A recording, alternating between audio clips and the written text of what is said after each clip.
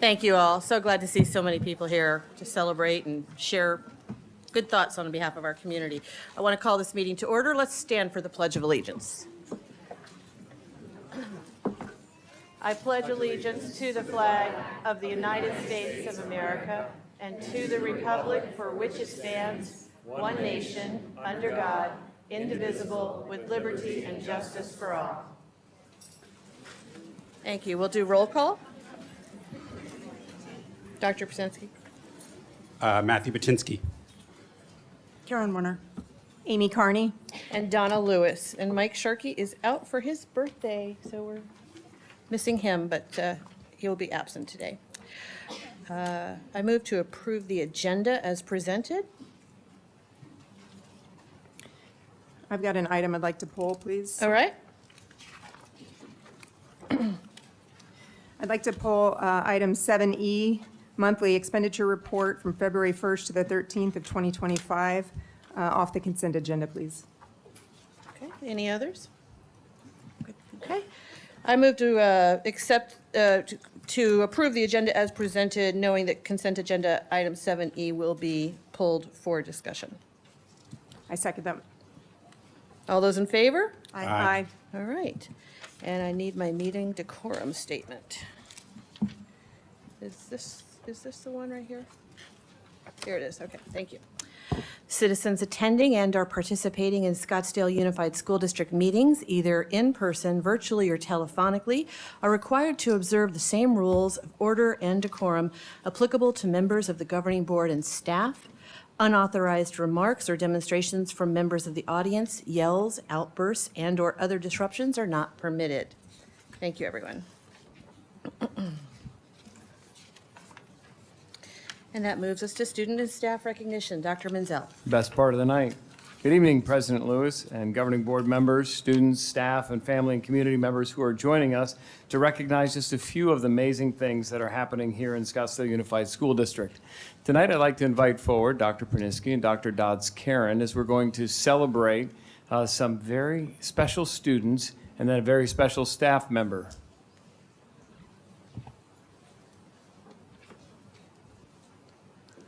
David's making his way. It's like the Oscars. Find your way, please.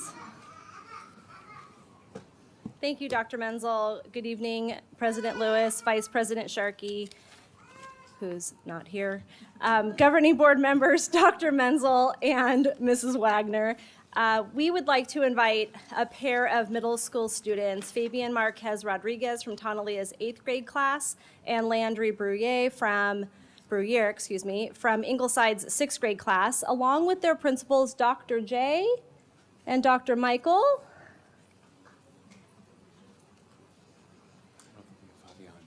Not here yet? Okay. Sure. And face toward our governing board. Any of these students, teachers who are also here tonight, if you are here, you are welcome to join us at the podium. Dr. P will also be here because the recognition we want to provide is to honor students who are incredible spellers, not just in English, but also in Spanish. In January, both of these fine young students outspelled their way to win the SUSD Spelling Bees, in which they competed on back-to-back days. Fabian on the Spanish Spelling Bee and Landry in the Scripps District Spelling Bee. To tell us a little bit about Fabian, I'm going to turn things over to Dr. Pruniski. Thank you, Dr. Dodds. Good evening, Governing Board. I'd also like to invite Mr. Chongo up. He's the Spanish teacher at Tonalia Middle School, teacher to Mr. Fabian. I think he might be on his way. 4 minutos más. Tonight, we are honored to recognize a remarkable achievement for student Fabian Marcus Rodriguez, an 8th grader at Tonalia Middle School. On January 23rd here at Coronado High School, Fabian showcased his incredible talent in the 3rd annual Spanish Spelling Bee and was declared the winner. This year's competition brought together Spanish students from all of our SUSD middle schools, with students enduring many rigorous rounds to determine the ganador, the winner of the bee. Fabian's hard work and dedication truly shone through, culminating in his victory. His key to success was spelling the word llave which means key in Espanol, ultimately declaring him the campeón, the champion. I'd like to extend our heartfelt thanks to Fabian's family for their support, who are on their way, they're en route. Also, Mr. Ivan Chongo, Fabian's Spanish teacher, your guidance, without a doubt, got him the victory. Also, thank you to Dr. J, his school principal. Give it up for Fabian.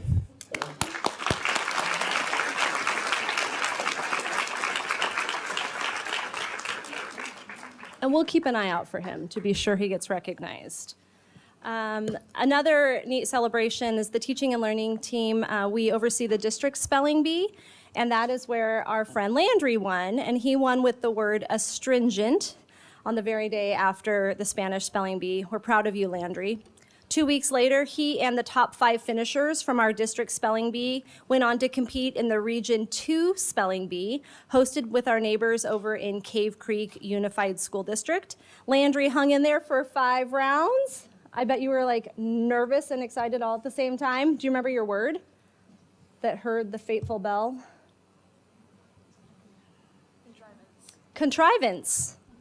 Contrivance. We can give the governing board a spelling test. Okay.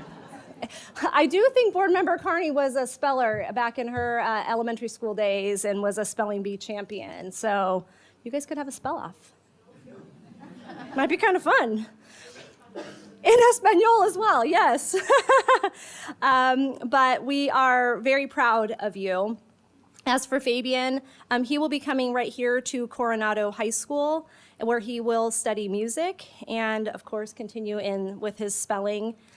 Landry, I imagine you will go to Arcadia High School, perhaps? But he has a few years. I bet we'll see him again. We know that you've put long hours into preparing yourselves for the spelling bee, and we are happy that your efforts have been rewarded. We want to congratulate you and present you with a challenge coin to recognize your accomplishments here in SUSD.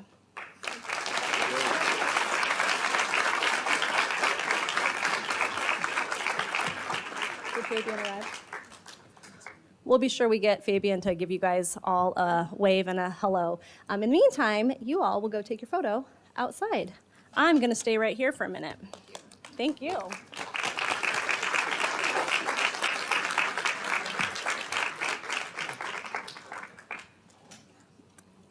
Excellent educators to date are unquestionably behind the success of the 2 students that we just met. At Laguna Elementary School, we've heard of just such an educator, and I'd like for you to meet her. I'd like to invite gifted specialist Stephanie Shammy to join me here at the podium, along with a host of fans and supporters.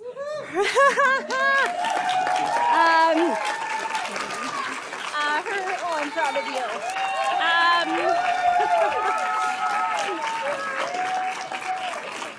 I'd like to invite her current principal, Chrissy Kelly, and past Laguna principals, Dr. Katie Root and Dr. Brooke Williams.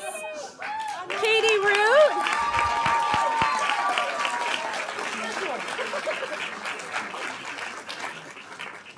I'd also like to invite our elementary math coach, Donna Dempsey, to join us here tonight. It is certainly old home night here at the podium.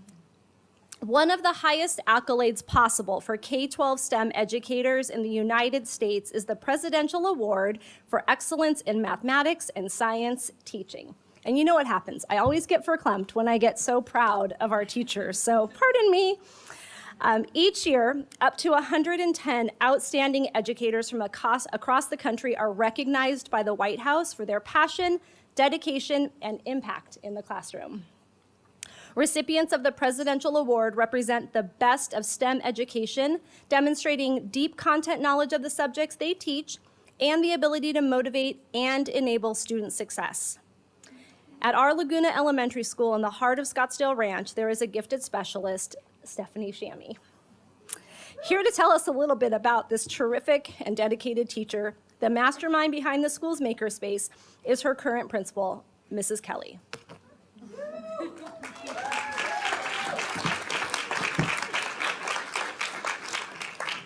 Good evening, Governing Board. Good evening, Mrs. Shammy, distinguished guests.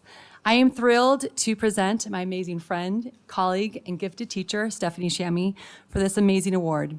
She has been a fixture at Laguna for over 31 years, if you can believe it. She has taught 3 of my 4 children, but she knows all the children, whether they're in her class or not.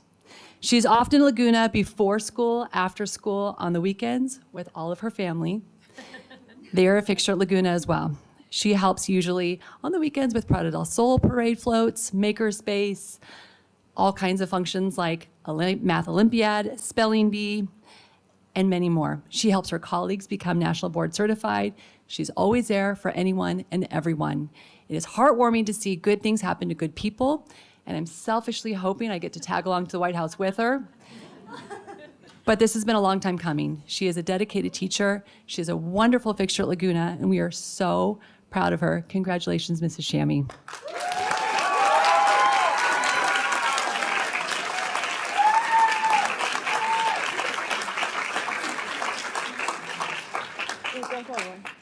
Stephanie, we can only imagine what a great honor this is to be named one of the nation's very best STEM educators. Would you like to say anything? I would just like to Come say how much here. I appreciate all these wonderful people in my life. Thank you, Donna. Without her, I wouldn't be standing here today to get this award, so thank you. And my fantastic former principal, Brooke Williams, and Katie Root. Thank you. And Chrissy Kelly. Thank you. And Dr. Dodds. These two conspired to get me to move from classroom teacher to gifted specialist. And every single one of you, the teaching and learning team, the school board, thank you so much for all the yeses that you give us about doing all these extracurricular, wonderful programs to support student learning and have it be so meaningful to them, and our makerspace, and the families, and the kids, and my colleagues.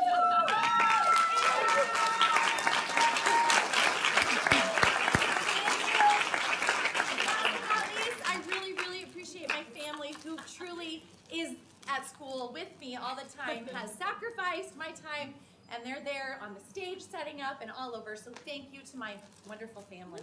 And my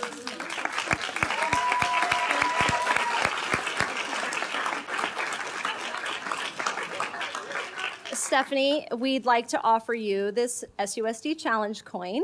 While it pales in comparison to the $10,000 award you will receive from the National Science Foundation, a signed certificate from the President of the United States, and opportunities to join a national cohort of award-winning STEM teachers, it is most heartfelt for us to give you this recognition.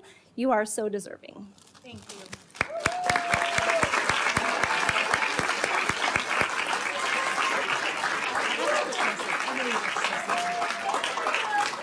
Congratulations, Ms. Shammy.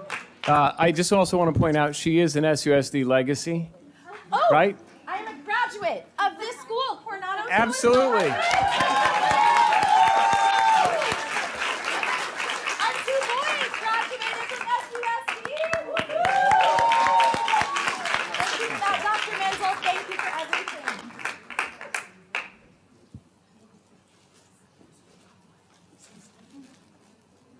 And we'd like to invite Dr. P back to the podium to recognize our Tanalia Spanish Spelling Bee winner. We just want to invite Fabian up, and Dr. J, and Fabian's mom is with him as well. Congratulations to Fabian for winning the 3rd annual Spanish Spelling Bee. A round of applause. Felicidades a Fabian.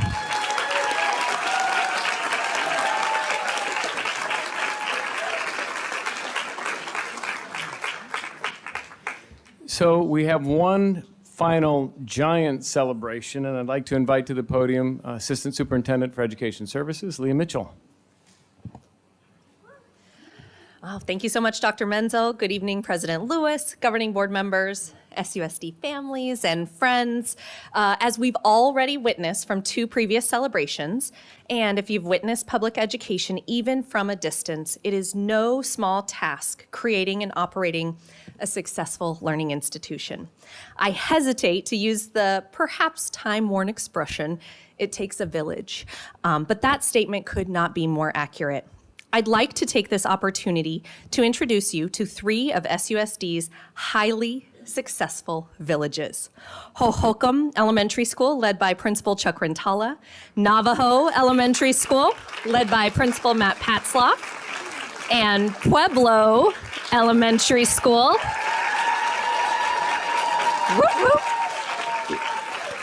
Led by Principal Shelley Hummin. Principals, along with your Falcon, Buffalo, and Dust Devil teachers, staff, students, and family supporters, please join me at the podium.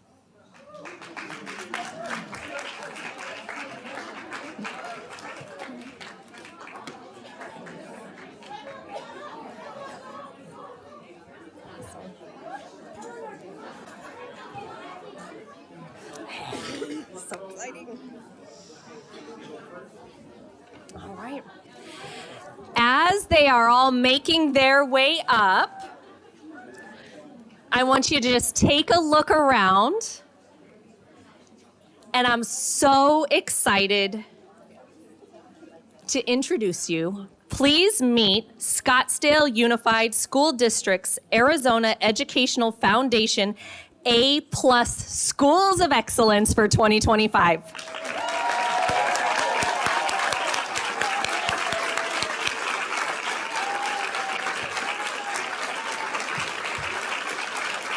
So awesome.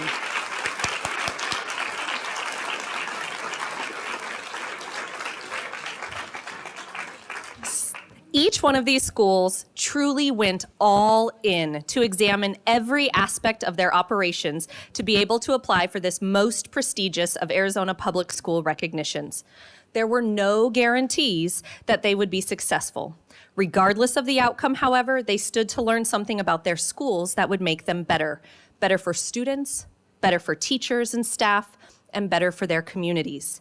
They also were able to lean on and learn from the experiences of our current and past SUSD A+ schools, including Redfield, Cherokee, and Pueblo, whose recertification as an A+ School of Excellence we are celebrating tonight. Thank you, Principal Hummin, for helping shepherd so many of your colleagues through this process. And if you wouldn't mind to come please kick off some comments about your school. Okay, I just got told like half an hour ago I was doing this, but I'm good on the fly. So governing board members, Dr. Menzel and Gladys, just wanted to say this is a very special celebration because it literally takes every single person on the campus, including parents, staff members, certified members, kids, everybody that's involved in the school community to be a part of A+. So that is why I think it's one of the more special celebrations because everybody owns it. Everyone had a part in it. And from what I understand, all of our interviews were like tear-jerking and amazing. And I just want to say thank you to my entire staff and parents and kids. And even our main architect came tonight to celebrate us. So thank you so much.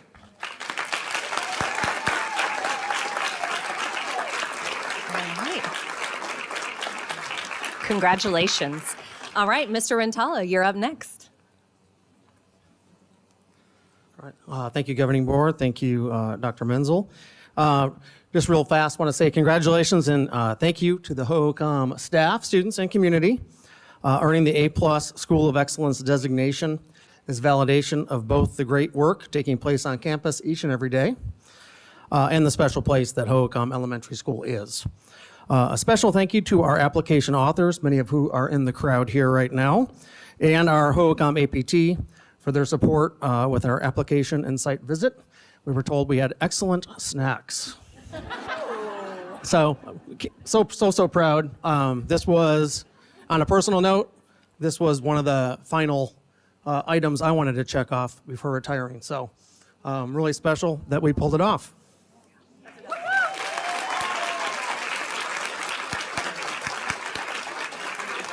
All right, congratulations. All right, Principal Patzloff, you ready to come on up here and talk about the awesome Navajo team? All right. Thank you. So I'd just like to say Principal Hummin, Principal Rentala, and ditto. Thank you. Good work. That's the same thing. Oh, no. So I'd just like to say thank you for taking the time to acknowledge Pueblo, Hohokam, and Navajo. It was a lot of work, a lot of dedication from the students, staff, and community. Over a year it took us to outline this process well. And again, kudos to Principal Hummin. She helped guide Chuck and I and give us some tips. our staff and community on what to do with that. So it takes a lot to go through it from an outside lens and perspective, a 40-some page application, and really helped our school grow and look at areas that we can improve for that continuous improvement cycle. But a shout out to all the dedicated staff in this room standing, because kids, thank you.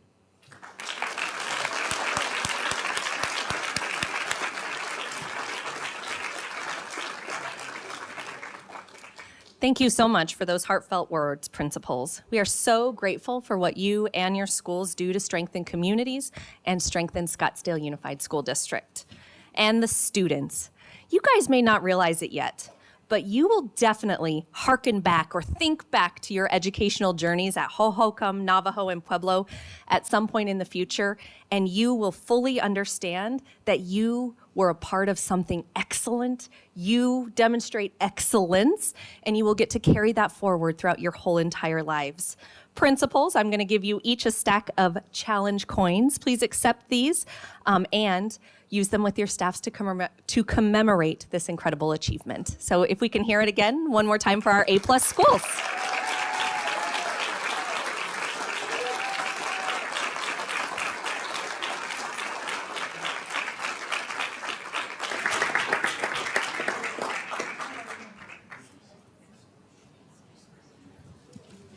Congratulations to all three of these schools. This is an extraordinary validation of the amazing work we know you do every day. Thank you for being what you are for our students in these three schools. Nice job. Any way we can move consent agenda up the slate? Probably not. I was just thinking about the people here for the principal selection, wading through all that discussion. I'm talking about our new principals, if there's people here that have to sit through all that discussion.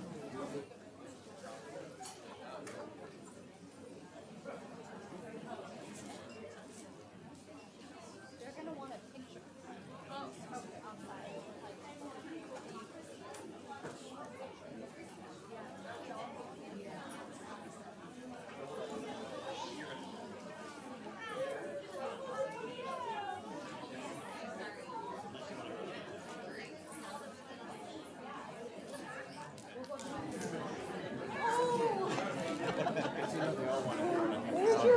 What are they leaving? Oh, no. So sorry.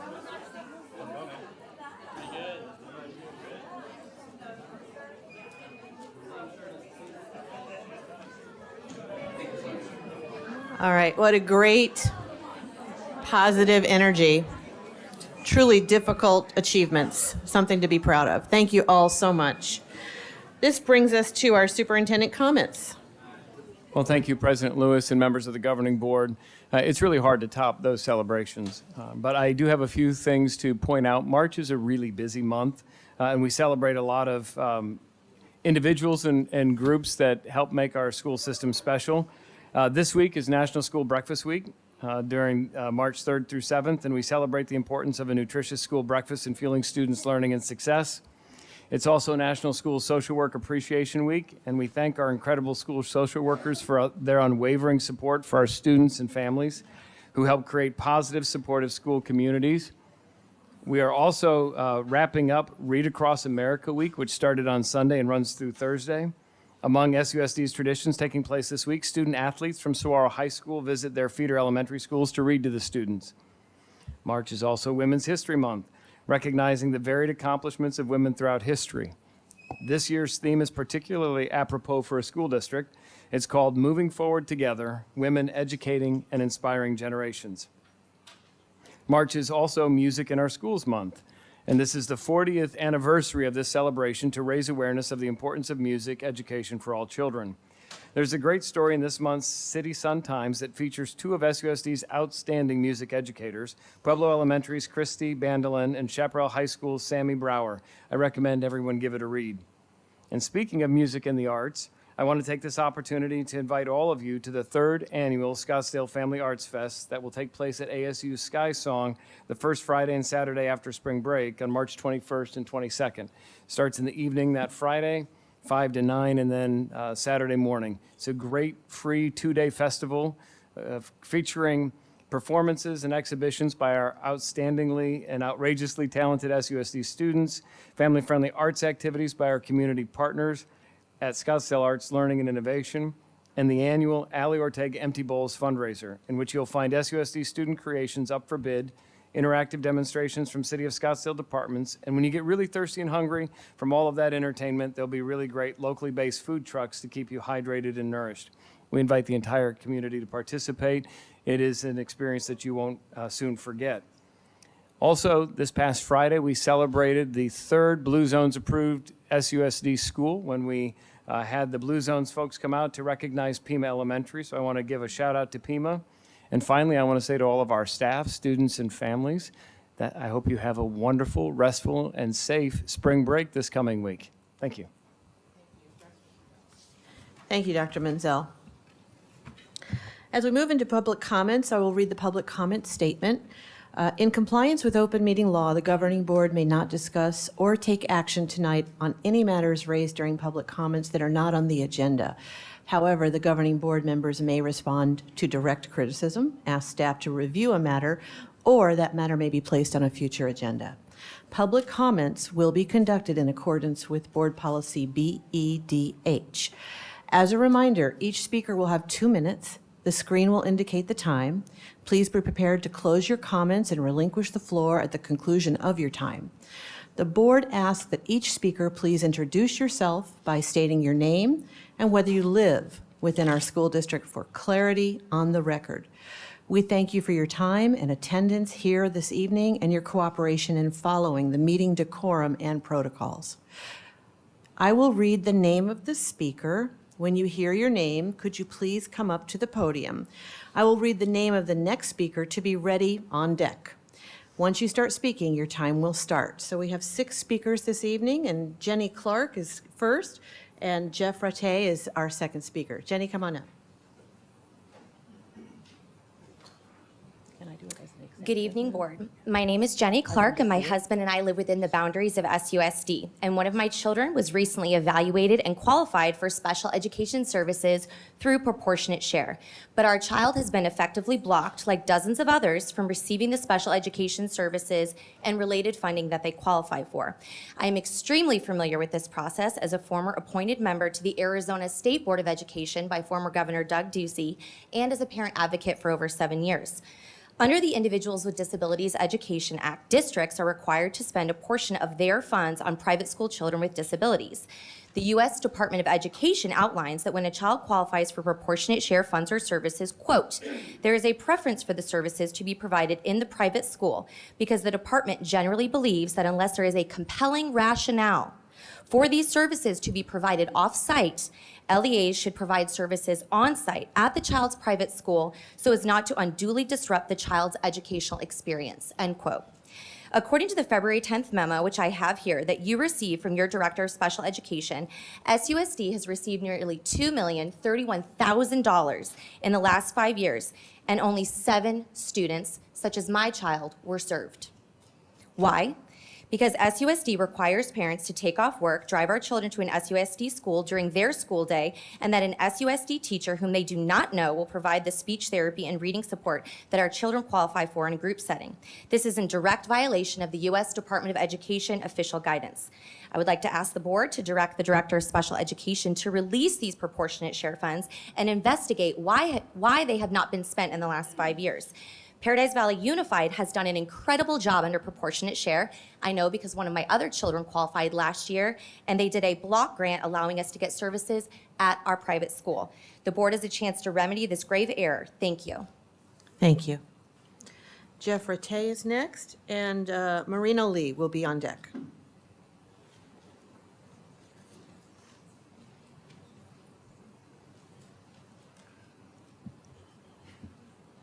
Board Member Carney, what is your reaction when you come home from work one day and find out a male substitute teacher repeatedly referred to your daughter with masculine first names to the laughter of her classmates? This was done without your knowledge and approval.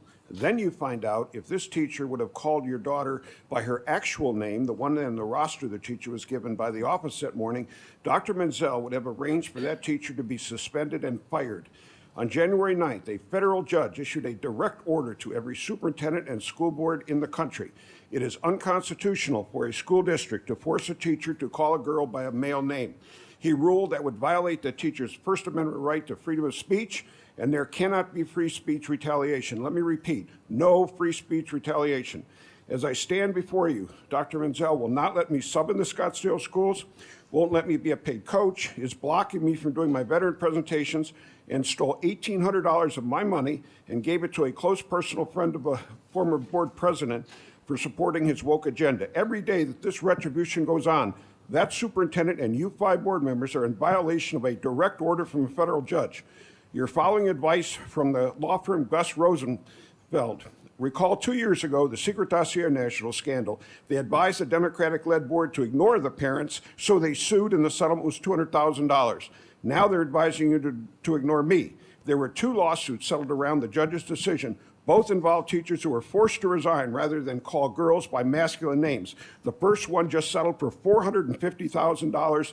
The second one just settled for $560,000. A school district that violates a teacher's civil rights is going to pay a steep price. Maybe I should file a complaint with President Trump's Department of Justice. I gave my blood, sweat, and tears as an 18-year-old infantryman in Vietnam so that you can have your freedom of speech. In fact, all your freedoms, and you 3 Democrats won't even talk to me. Thank you. Marino Lee and Mike Bengert is next on deck. Good evening, members of the board. I'm the owner of the Brigade Football League that plays at Cherokee Elementary about 24 Saturdays a year. This season, we had the privilege of having 800 kids in our league. Our involvement in the Cherokee community goes far beyond just the games. For the past 3 years, we have sponsored a hole at the Cherokee Golf Tournament, donated to their silent auction for the last 4 years, and helped sponsor children who cannot afford the registration fees. This season, that number was about 50 kids, which is about $8,000 in registration fees that we covered. Earlier in the fall, we had a child go into a diabetic coma, and we raised $10,000 in 2 weeks. This is the power of our community. We believe that every child should have the opportunity to play, and that sports should always be a positive experience for them. Recently, there have been some concerns raised by neighbors regarding our league. These concerns range from the sound of whistles and excited parents to issues with parking and, in some cases, the perceived disruption of their backyard spaces. However, I believe the community benefits from our league far outweigh these concerns. Our activities are in full compliance with all regulations, and no laws are being broken. We cannot allow the concerns of a few to overshadow the benefits that many children and families in our community gain from participating in our program. I would invite all of you to come out the next Saturday we're at Cherokee, March 22nd, and see what our community is all about. Thank you for your time and consideration. Thank you. Mike Bengert and TJ Buckley will be on deck.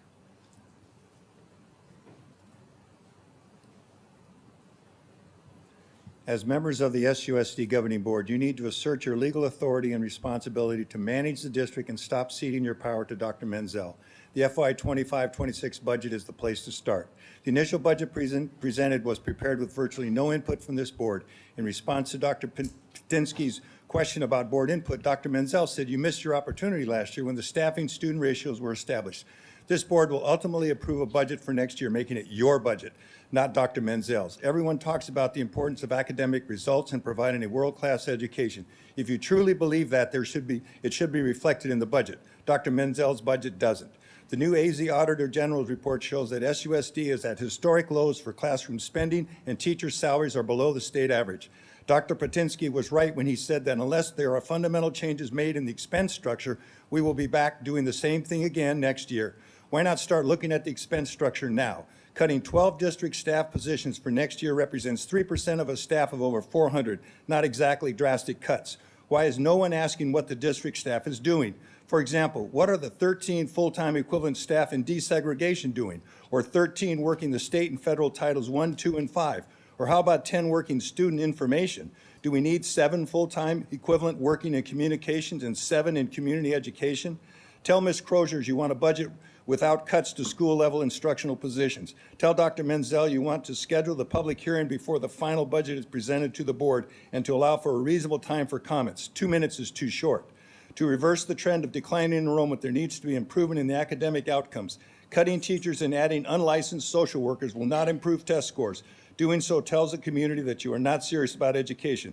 The newly elected board members ran on protecting SUSD. I suggest that the board needs to start protecting the students and not Dr. Menzel. He works for you. Thank you, Mike. TJ and Stockton, you're on deck. Stockton Schultz. Good evening. TJ Buckley, SEA President. Just wanted to talk a little bit about the compensation package in front of you. There's a lot of complicated different things when it comes to that. We allocated $2.5 million in not additional funding, because $1 million of that went to insurance. This is not the first time that I've been in front of this board or had conversations with any of you. So what we're looking at is we have insurance, major insurance hikes across the nation, right? So we wanted to help our employees. Best way that we could do that was to offer $1 million in extra insurance funding. I'm messing up the words on that, but that's how that goes. And what that would increase, that's about a 5% increase in funding there. We know from where we were last year, a 5% increase in district insurance, if put onto premiums, equates to about a 70% insurance premium increase. Our teachers, our staff members, all staff members, not just teachers, everyone here, that is extremely hard to handle from a financial standpoint. Tough conversations had to be had. Ratios got increased in multiple groups.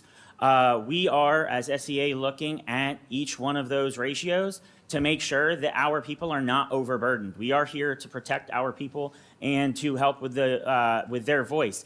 Part of that overburden means that we know that if they get overburdened, that's going to hurt our students. We would never allow that to happen.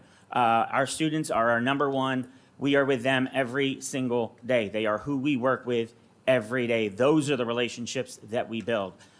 This agreement was made with all of these agreements. There's about 20 hours that each negotiator was at the table, whether it's agreement or compensation. We urge that the board supports and trusts the employees of SUSD to do what's best for SUSD. Thank you. Thank you, TJ. And Stockton.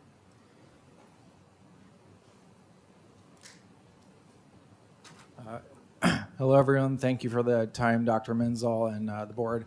I will be less controversial. I'm just here to support an awesome guy in Marino. I am in a unique position that I'm not only a, number one, I want to tell you this, Dr. Menzel, I'm a Cherokee, Cocopah, and Chaparral graduate. And I have 4 kids currently in the school system. And I'm in a unique position where I have worked with Marino as a coach, and all of my 2 boys have gone through flag football at Cherokee, and I would hate to see just a few people complaining about football and kids being active ruin that for everyone. And I also am in another unique position because I'm also a very close neighbor to Cherokee, and board member Carney can attest to that because we're neighbors. I live 288 feet from the school, and I can tell you there's nothing better to hear in the world than kids laughing, cheering, and maybe a couple whistles. And all that means is that they're being active. So thank you for the time. Thank you all so much. I have learned, after talking for a brief second with, I'm so sorry, I keep doing that. What responses, if any, does our board have relative to public comments? Ms. Werner. Mr. Lee, I want to thank you for what you're doing. My boys benefited from playing flag football at Cherokee. One of them had his college paid for because of that, so thank you. And whatever you need, please reach out to me so we can, come to some sort of agreement with the neighbors. Dr. Menzel, if you could please provide the board with what Ms. Clark was referencing. It sounds pretty horrifying. Thank you. Thank you. Any others? All right. I have learned that I can move the order of our agenda under policy BEDB, and I want to thank Ms. Carney for that suggestion and checking with our council about that. And the reason is because there's so many people in the room, and our next set of agendas might involve some lengthy discussion, and I thought you might appreciate the movement of our consent agenda. So I will go ahead and make the motion that consent agenda item 7 minus 7E be approved as presented. I need a second. Is that the president, What'd I principal? do? Is that the principal? That's approval of the principal? Yes. Yeah. Second. All those in favor? Aye. All right, thank you. And we will hold on 7E, We're gonna, and we want to say, thank you. I can take all the help I can get. We want to say congratulations to Maggie Fennon and Zach Woodward for being selected as principals.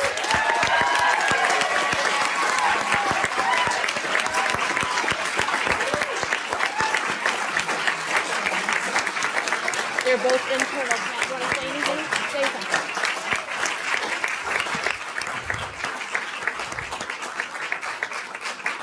So it's a true joy to be able to celebrate the 2 assistant principals who were selected to be principals in your buildings. What we know through the process is that you have developed deep relationships with the staff, the parents, and the communities that you serve.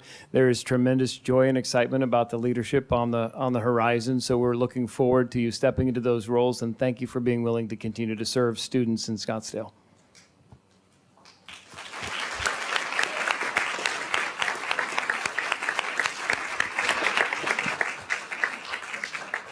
Ms. Warner, you're, okay, up.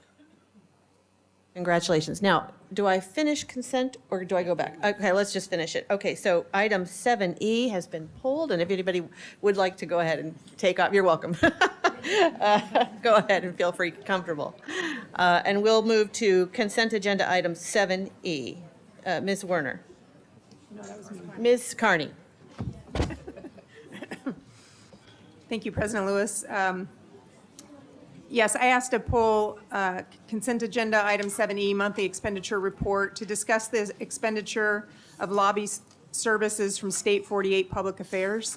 I've noticed that we've been paying State 48 Public Affairs $3,000 every month for a while now. At the same time, we're also paying for membership of Greater Phoenix Educational Management Council, of which State 48 Affairs lobbyist Alexis Susdorf is paid as their advocacy coordinator consultant, and, which is a conflict. Having lobbyist representation is not something many districts do, and we did not do this until fairly recently. Therefore, in this time of unfortunate budget cuts, I would like to request that the superintendent dissolve all contracts and agreements with State 48 Public Affairs so we may put those needed funds toward our school sites.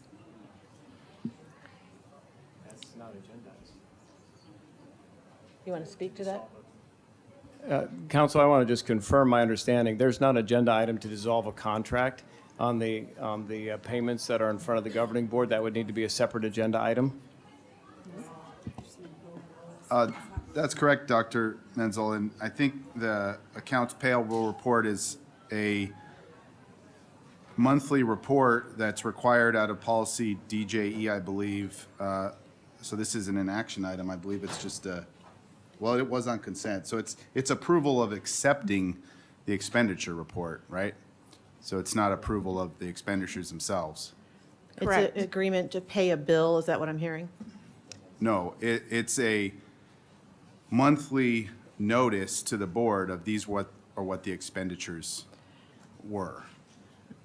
Ms. Crozier, did you want to chime in? No? Okay. The policy was changed, and during the discussions, we agreed that on a monthly basis, we would reflect all of those things on the agenda. You have separate accounts payable vouchers and separate payroll vouchers that are approved by the board. This is just a statement of those things that were, the monies that were spent as previously authorized by the board. So in order to take any action, it would need to be on a future agenda topic. Correct, and I'm planning to email that, but I just wanted to state in public that I will be emailing that. And it was on our agenda tonight, so. Yeah. All right, so as of now it's a bill to pay or an approval of a notification. Okay. Go ahead, Dr. Patinski. Well, I don't want to add to the interpretations. It doesn't take a village to interpret. But yeah, it's just us accepting a report, that's all. Accepting the report, okay. Any other questions or comments? Okay, I move that we accept the report as presented under 7E. I move. You're seconding? Okay. I'll second. Dr. Patinski seconding. All those in favor? Aye. Aye, thank you. All right, motion passes unanimously. And there's a request for a future agenda item. Right, and I'll get to that at the end of the meeting. We'll do that at the end. Yeah, thank you. Okay, we are now at item 6, information discussion, and our first presenter tonight, Dr. Patinski, Dr. You don't know what's in the water bottle. Just awful. All right, Dr. Menzel, we are going to hear our first read for the secondary science curriculum adoption for 25-26. Thank you, President Lewis. I'd like to invite forward Dr. Kim Dodds-Karen and Johanna Kaiser to give us a quick review of where we are with respect to the science curriculum adoption. Thank you. Good evening, Board President Dr. Lewis, members of the board, Dr. Menzel, Ms. Wagner, and everybody present. I'm honored to stand before you here tonight alongside Ms. Johanna Kaiser, our district science coach and the lead facilitator for this curriculum adoption. Our presentation aims to familiarize you with the curriculum adoption process utilized in SUSD. While we will focus on the specifics of AP Biology, AP Chemistry, IB Biology, and IB Chemistry, I want to emphasize that we have dedicated significant effort over the past few years to refine our processes to establish replicable systems for this crucial work across the disciplines. Our recommendations align with the SUSD strategic plan, specifically Goal 1, academic excellence, and Goal 5, optimized resources. We aim to challenge and inspire our students to achieve high levels of academic success, ensuring they are prepared for post-secondary education and careers. Additionally, we are committed to making sure schools, teachers, and students have the resources they need to reach success. This adoption cycle includes several advanced science courses, AP Biology, AP Chemistry, and IB Biology, IB Chemistry, both higher level and standard level. These courses are critical for providing our students with rigorous academic opportunities that prepare them for college and beyond. Both the College Board and the International Baccalaureate require schools to have updated curricula in order to offer these courses, with copyrights from within the last 10 years. Also, importantly, both IB Biology and IB Chemistry courses went through a comprehensive revision and require materials that align with the updated course content and pacing. Our committee is composed of dedicated teachers who bring a wealth of experience and expertise to the table. Brandon Bogardus, Randy Kofer, Jennifer McCall, Stacy Rosenfeld, and Jackie Wells have all contributed significantly to this process, ensuring our recommendations are well-informed and comprehensive. They're not here tonight. They're prepping for another big day in the classroom tomorrow. However, I want to read a note from Miss Jackie Wells, the IB biology teacher at Desert Mountain High School. Here's what she wrote. The recommended IB biology curriculum, Oxford, is going to be such a vital part of teaching the class going forward. It will give me many options to differentiate instruction because it has so many resources: the textbook, the online platform, the study book, and the practice questions book. I'll be able to use the traditional textbook to assign reading and give students a deep understanding of the IB biology syllabus. In addition, the online platform has so many activities, animations, and other tools to enhance student learning of the challenging IB concepts. When it comes to preparing for the IB tests in May, students will now have access to a study guide and an immense amount of practice questions, both of which should help students be successful on the high-stakes exams as they strive to earn their IB diploma. The Oxford curriculum truly is the best curriculum available, and I can't wait to start using it for my students. The adoption process has been thorough and transparent. We've engaged in committee meetings, reviewed materials, opened the products for public review, and hosted vendor presentations. Our website provides detailed information about the committee's work, including meeting agendas, minutes, and resources. This ensures that our process is open and accessible to all stakeholders. We even enhanced the process this year by delivering crates of the materials to each high school, making it more convenient for teachers to review and provide feedback. The committee evaluated materials carefully using a refined rubric, which they developed by enhancing previous rubrics to align with the IB and AP course demands and standards. It facilitated targeted discussions about specific units and product resources, providing a structured framework for our evaluations. And the consensus making has been a cornerstone of our process. The consensus decision-making. It ensures that all voices are heard and that we reach decisions that reflect the collective will of the group. This approach fosters cooperation and allows for us to move forward with the recommendations that are acceptable to all. And in this particular adoption, the products brought forth to you were everybody's top choice. So without further ado, the committee recommends the following materials. For AP Biology, Biology for the AP course by Morris et al., published by Bedford, Freeman, and Worth. For AP Chemistry, Chemistry 14th edition, AP edition by Overby and Chang, published by McGraw-Hill. And for the IB courses, IB Biology and IB Chemistry course companions by Oxford University Press. These recommended materials are fully aligned with the AP and IB course descriptions and exam requirements. They include extensive resources such as interactive textbooks, virtual labs, practice assessments, and more. The online platforms are user-friendly and integrate with systems like Clever and Google Classroom. Additionally, the materials offer competitive pricing and long-term licensing agreements, ensuring both print and online access to cater to different teaching and learning needs. On this slide and the next, you will see the recommended curriculum, its cost, and the resources included in the purchase. We thought it'd be helpful to see how the cost relates to a per pupil expenditure. The total estimated cost of the recommended materials is $124,553,000, which includes both print and digital resources. This investment could impact approximately 3,100 students over the next 7 years, equating to an average overall cost of $39.72 per student per year. The committee believes this is a worthwhile investment in our students' education and future success. To ensure a smooth implementation, we plan on distributing materials as they arrive at the end of this year and this summer, followed by professional development in August. SUSD also provides ongoing support through IB conferences and AP conferences. Our goal is to equip our teachers with the tools and knowledge they need to effectively utilize these new resources. At this time, Dr. Dodds and I can answer questions. Dr. Potensky, did you have a comment? Yes, thank you for a great presentation and all the work that went into making the recommendation. Can you put the budget in context? What are we currently spending on what did we spend on our last adoption cycle to understand how this compares? Is it similar, an increase, a decrease? We have all of that information from the past 3 years. It's very much on par with what it is, but we can provide for you in a board memo those specific numbers, so you don't have to go hunting for them. I don't want to create more work. On par is par to the question. And then is there an additional budget for that?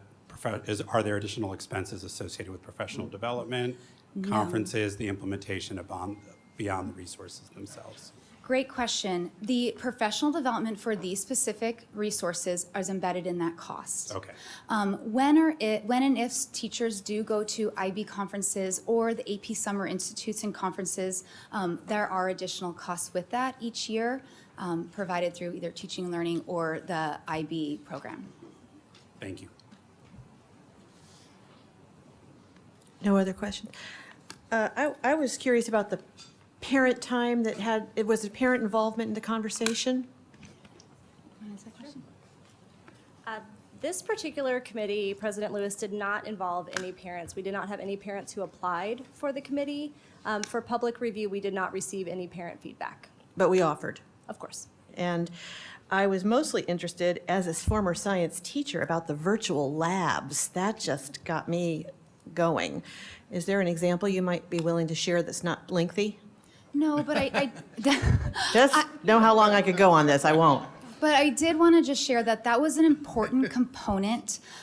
There are so many supplemental curricula that offer labs that have so many additional costs, and we wanted to make sure that those resources are wrapped into our adopted curricula and wouldn't be disappearing as supplementals go and change every year. But for the IB biology and IB chemistry, they are impressive, as well as the AP chemistry and AP biology. I just think the more hands-on, field-oriented, simulation-oriented we can be, the more memorable and long-term it is for students. So Yes, and all courses require an in-person lab as well per our state. So there's hands-on and virtual as well. beautiful. Thank you. If there are no other questions, go ahead. I'm sorry, go ahead, Amy. Mrs. Carney? Thank you, President Lewis.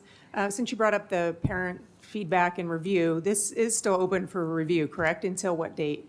Correct, until April 8th. Okay, so it is at Oak Campus until April 8th, and where can people find that information? So on the website for, it's on a couple different places. You can find it on our district committee website, all of our current ongoing committees, and you'll see it there, as well as when you hover over academics, there's curriculum adoptions or textbook adoptions, and you'll see a link to our website there as well that has all the information on the hours and the location. And they have been on public review since mid-December through April. Right. Great. And I will add that the U.S. History curriculum review is in the same room, so if people can knock two things out at once if they're interested. So thank you for the presentation. Great job. Thank you so much. All right, that brings us to 6B, discuss administrator's employment agreement for the 24-25 school year. Dr. Menzel? So just by way of background, in the spring of 2021, the governing board approved policy HA, which recognized the associations, at that time 3, now we have 4 that are recognized. And in that policy, they also contemplated establishing the interest-based negotiation process. So the Scottsdale Administrator Association agreement is a product of multiple years of having those interest-based negotiating processes. You know, Board Member Carney wanted to discuss this. We do have members from the SAA bargaining team, both members of SAA as well as members of the management team who will be available to answer questions based on where you want the discussion to go. All right. Ms. Carney, did you want us to go ahead? Go ahead. Okay, thank you so much. So first, I'd like to just say that I thought that the document, the actual administrator's employment agreement for 24-25 was attached on the public agenda when it was released to the public yesterday, but it was not. So I asked for that to be included today, and I do see that it is now up on for the public. And then I would just like to ask that we have access to that to put it on to the screen perfect. Okay. So on February 18th, I asked for this agenda item to be put on for tonight based on the answer that Superintendent Menzel gave to Board Member Patinsky's question last meeting about where in the budget process does the board reflect our priorities and values, which is a very good question. And Superintendent Menzel answered saying the marching orders for the administration were governing board approved. So I would say when the board gets to weigh in is when you approve those IBN agreements, because that sets the path for the future. So the board approved this administrator's employment agreement for the 24-25 school year on June 11th, 2024, as one of 21 items on the consent agenda during a 5-hour, 40-minute meeting with real-time issues to handle. There was never communication or discussion about this staffing rubric addition or change with the board. The board did receive the agenda by email on June 4th, and I did see and read the added Appendix A staffing rubric, which I would ask you to go to page 32, please, where it states,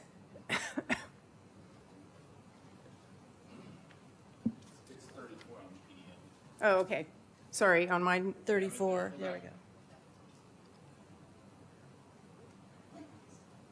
I'm looking for Appendix A staffing rubric. So I'll continue. So on that staffing rubric, it says, administrative support for the following year will be evaluated based on 40th day attendance. And in the event of fiscal reductions, the following plan will be presented as an option for discussion and consensus with the IBN team. So what I approved last year was for fiscal year 2025 for these affected assistant principals. If you could scroll down to the next page. 33, correct. So what I approved was for fiscal year 2025 to have admin duties to fill gaps across the district. And I approved for a conversation to happen this year, which is exactly what is happening right now and why I asked for this agenda item. So the problem is the board has never really been a part of or privy to any of the discussion prior to me asking for this agenda item, nor have we gotten any real feedback from the assistant principals or principals to see how they feel and how this would affect them. So I have a few questions before we open it up to the other board members. So I'm not sure who I direct questions to. Just to the group at large. Group at large, okay. What,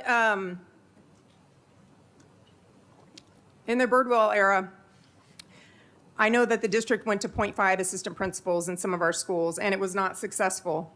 So we went back to 1.0 assistant principals. So why do we think it's going to be successful doing it this time? So I would like to invite Dr. Sackos, Shannon Crozier, Dr. Dansky, and Shelley Humman to come forward because these are the people who have been at the IBN process. And the conversation took place with respect to a very different framing of the interests that we were working to address. And I think it's important to frame those interests related to the language that's in the current agreement. Do we want to crowd at the podium or crowd at the podium? Okay, here we go.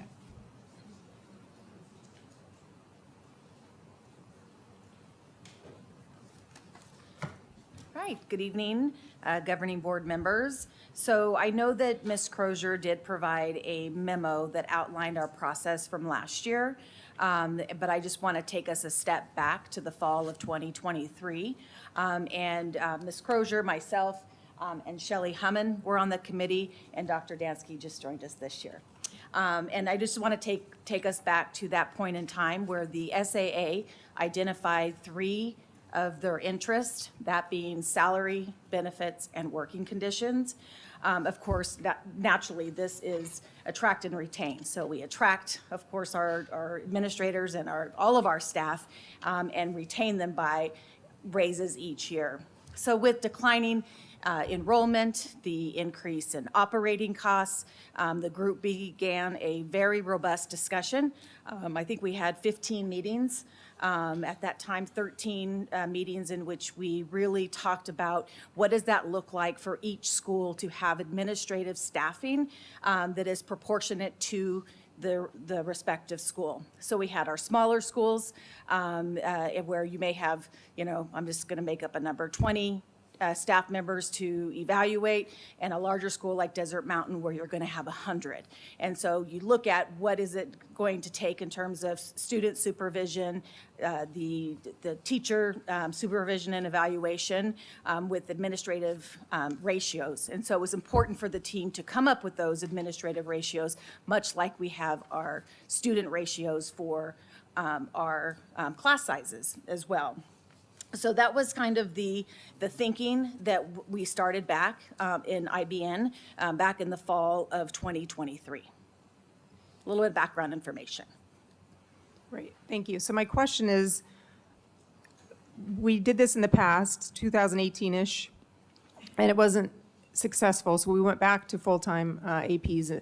And I'm just wondering, why do we believe that it will be successful this go-around?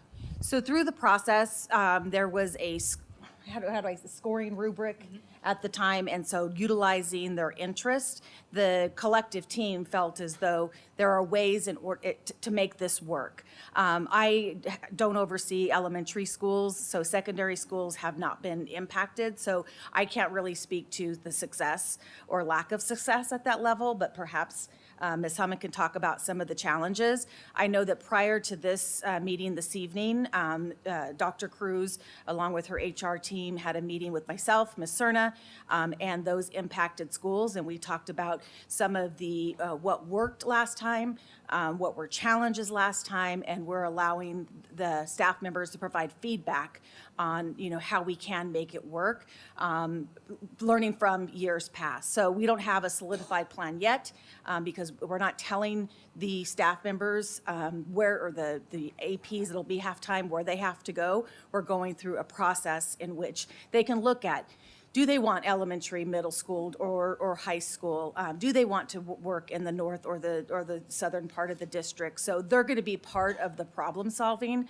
There are no guarantees that, there's going to be no snags in the process, but that's kind of the challenge we're up with right now, is with our, again, declining enrollment over time, we're trying to right-size with the admin ratios, and that was the genesis of this back in the fall of 2023. Okay, so can you tell us what's unique to the role of assistant principal? What might a principal have difficulty doing, or other staff that an assistant principal is responsible for right now? Could you give us some examples of that? Does our principals want to share that, especially at the elementary level, what that might look like, since you're boots on the ground? Okay. First, Board Member Carney, may I take a second to address kind of your other question that you asked? And no, I'm not. You did perfect, Dr. Sakos. I just want to add on to that, which I would say this meeting in and of itself is kind of a microcosm of what leadership looks like, where I was up here at the podium not an hour ago being celebrated and getting accolades, and now I'm at the podium talking about a very tough message that I had to help deliver last year. So I can very much appreciate the conversation. I appreciate the ask of the tasks and how we feel. And I can just speak for what Dr. Sakos and Ms. Crozier have already echoed, which is that this was a very difficult decision last year. We understand that with leadership, it takes really difficult decisions to be made, and with declining enrollment, we understand that at the site, we are also stewards of fiscal responsibility. And so while this directly impacts some of my best colleagues and, quite frankly, best friends outside of work, it certainly was not an easy decision. So I do appreciate the question. I appreciate what you said. I can speak to, at least at the elementary world, I do think that it's a partnership between you and your assistant principal in terms of what you want your assistant principal to take on. Generally and traditionally, I would say tasks such as discipline fall completely, a lot of times, under the assistant principal, not completely, but a lot of times, yes. Things such as day-to-day operations, meaning like duty schedules and making sure that certified staff are where they need to be. Certainly, one of the biggest ones that I think may have come up in some of your discussions, Board Member Carney, is testing. Being the testing coordinator at the site is also a big part of the assistant principal role in elementary school. I know right now, for example, at Pueblo, we're already well into our testing season because we test our students with their Spanish proficiency, so we start early, and that is a task that my assistant principal is pretty much solely responsible for. Of course, if something was to happen, I would need to step in on that, but those are just examples of some of those tasks. Thank you. That's my concern, is how we're going to handle all the discipline that our assistant principals really are in charge of. And honestly, they're the ones trained to do that. I've heard that principals aren't even trained necessarily to handle discipline like the assistant principals. Is that the case? I will kindly disagree. I spent 13 years as an assistant principal prior to becoming a principal, and all of our colleagues have come up through the ranks in that manner. I would just add that the amount of student discipline comes with the number of students in the school, and that's why setting the administrative staffing based on a ratio was important. Okay, Dr. Sakos, I'd like for the board to hear any feedback or concerns that you have heard. I know Ms. Cerna is not here, correct? She's not. So she probably would have more of the feedback, I guess, that, what feedback have you heard from principals and assistant principals regarding So, this change? Just as early as 5 o'clock this evening, some of those concerns that Ms. Hummon listed were, having to take on more of the discipline, the day-to-day, operations. Assistant principals typically do that operational piece, so the duties and things of that sort. Also, what happens when the principal is at a principal meeting, making sure that we've got coverage at all of our campuses with administrators. And right now, those are challenges we face when a principal's out and somebody's out sick. So we have district staff like Dr. Prudensky. He loves going out to the schools. We have other principals that have, even assistant principals at the high school that have gone out to other campuses. And I would say the increase of teachers that they would have to otherwise evaluate. So probably the principals would need to take on more of the teacher evaluations than the assistant principal because they're splitting between two schools. Does that about cover it? Okay, thank you. So when will we be approving the administrator employment agreement for 2025-26? I don't have the timeline. Do you guys? Typically, we approve those agreements at the end of June. So we bring forward the salary recommendation earlier because of the need to issue contracts, but the agreement itself gets finalized in June. Okay, so the board has time to discuss this because if retaining staff and improving climate and culture and increasing enrollment are really goals for us, then we should not be cutting these vital positions from any of our schools. And as a parent with students in the district myself, I know that parents really care about who's on the school site to help with the children, and they want full-time assistant principals regardless of enrollment. And many have emailed us, the board, to say so. And no one is coming, that's why they're coming to our district, because we employ amazing staff on our school campuses. And I believe assistant principals are vital to our school communities regardless of our enrollment. And I think we really need to discuss how we can retain our assistant principals on our sites. I think it's very important. Mrs. Werner? Ms. Werner? Thank you. So, PJ, I want to thank you for coming up and speaking at the board meetings. I really appreciate the insight that you give us, but thank you.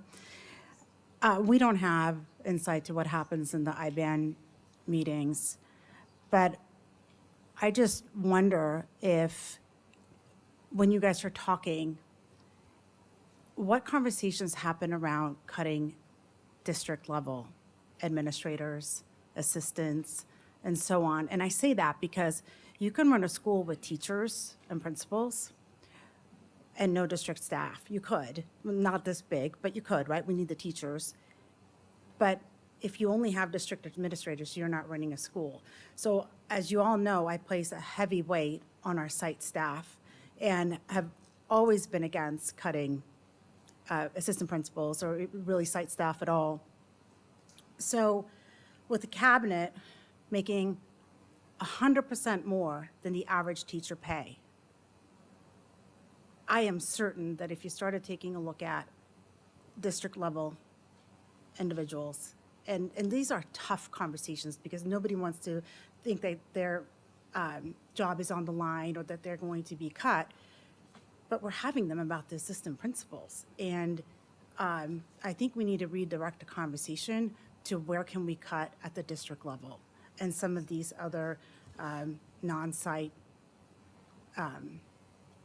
groups. I printed out all the organizational charts. So what conversations did you guys have around cutting district level staff? Within the IBN process, that was not part of our agenda to necessarily go and talk about the district level. I mean, we certainly have shared, areas in which the comments is cabinet looking at other departments in which Ms. Crozier and I would affirm that yes, we are, but the time was tasked with, we were tasked in that time period to really focus on the agreement itself and going through that document. And again, the AP ratios took up the bulk of our conversation last year because it was a whole new section. But you ladies can respond to that, if you'd like. So thank you for the question, and thank you for the comment, Board Member Warner. Certainly, as the president of the Scottsdale Administrators Association, that is something that, again, we don't look at this as, combative or anything like that, but certainly we want to bring forward what our interests are. And again, as Dr. Sakos stated, it's under the guise of benefits, salaries, and working conditions. And certainly, from our standpoint as Scottsdale Administrators Association, we know that working conditions at the site are challenging at times, as they are in the district and everywhere.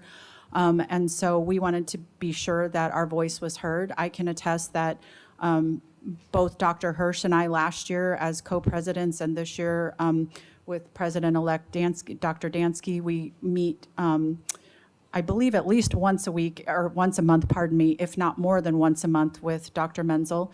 We do express our concerns. We do express when, certainly when we think that something could be different, better for us, and maybe look at other areas. So that is something that has been brought forth in those conversations. We were presented with, and I don't want to overstep on this, but I know that Dr. Cruz presented at a recent admin meeting when we were discussing this item about some of the potential, I'll call it reductions at the district level. And so I feel confident that those conversations are taking place. I can't say what they are exactly because they were proposed reductions. But certainly I do believe that district is trying to make an effort to look at those things as well as look at our group itself. Thank you. So I had requested for the budget to be back on the agenda this time, and thank you, President Lewis, for making that happen. And this conversation and the budget conversation are kind of overlapping, so I'm going to make a couple of comments here that I'll make again during the budget. But we have, and I appreciate you have the conversations, but at the end of the day, it was the IBN team, the whole focus was on our sites. And Dr. Dansky and I talked about this when I toured, and I appreciated everything you said, but I still cannot get past that we are cutting from our sites. And none of this is personal. These are just difficult conversations because we do have to make cuts. And I brought in general counsel. It was my motion, it was my agenda item to bring in general counsel a couple of years back. We are not in a position to have a general counsel anymore. We still spend $200,000 to $300,000 on outside counsel. That is a position that can be cut. And our ed services can be picked up by Dr. Menzel himself. These are Have we moved to item 6C? Yeah. Well,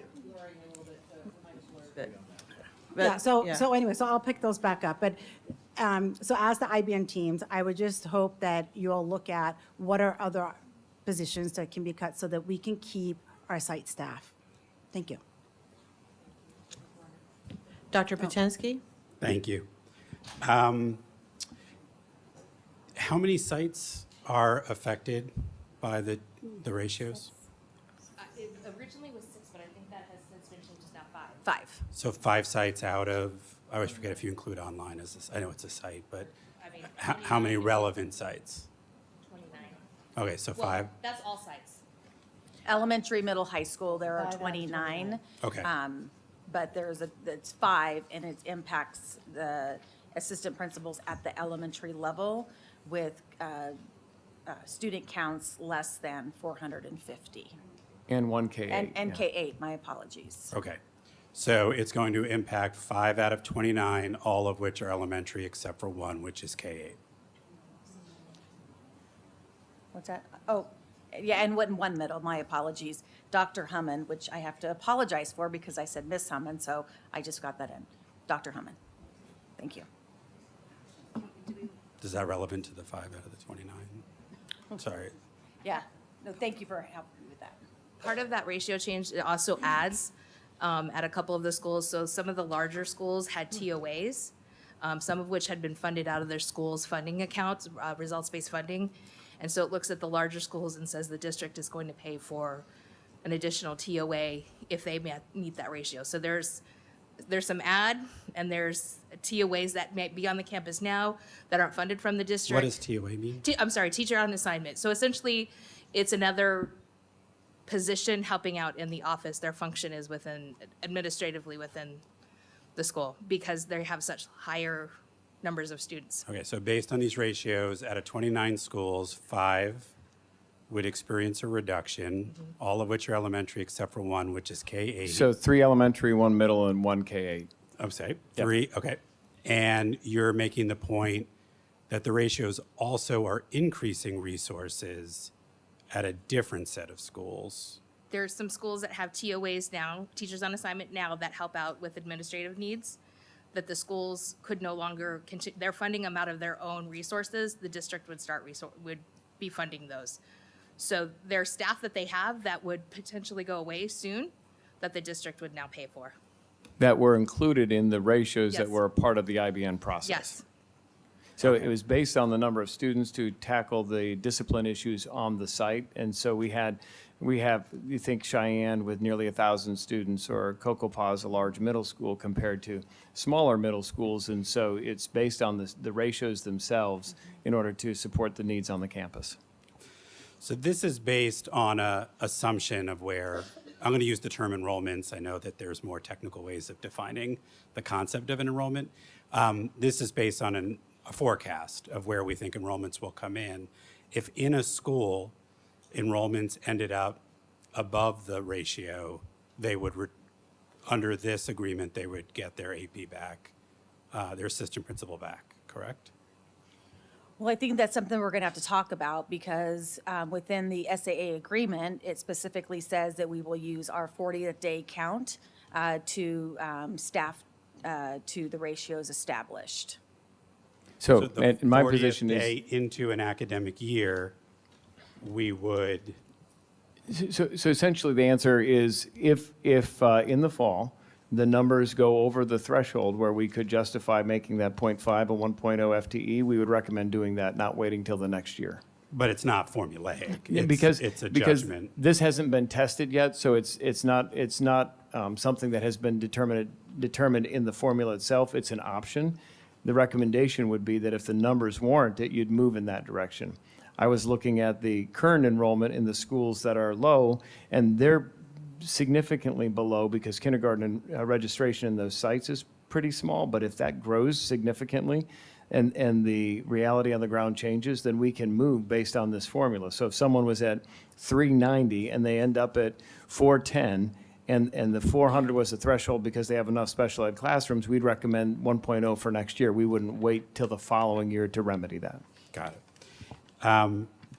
And I guess that's a segue to, there's the parenthetical if needed. So I just want to understand what if needed means here.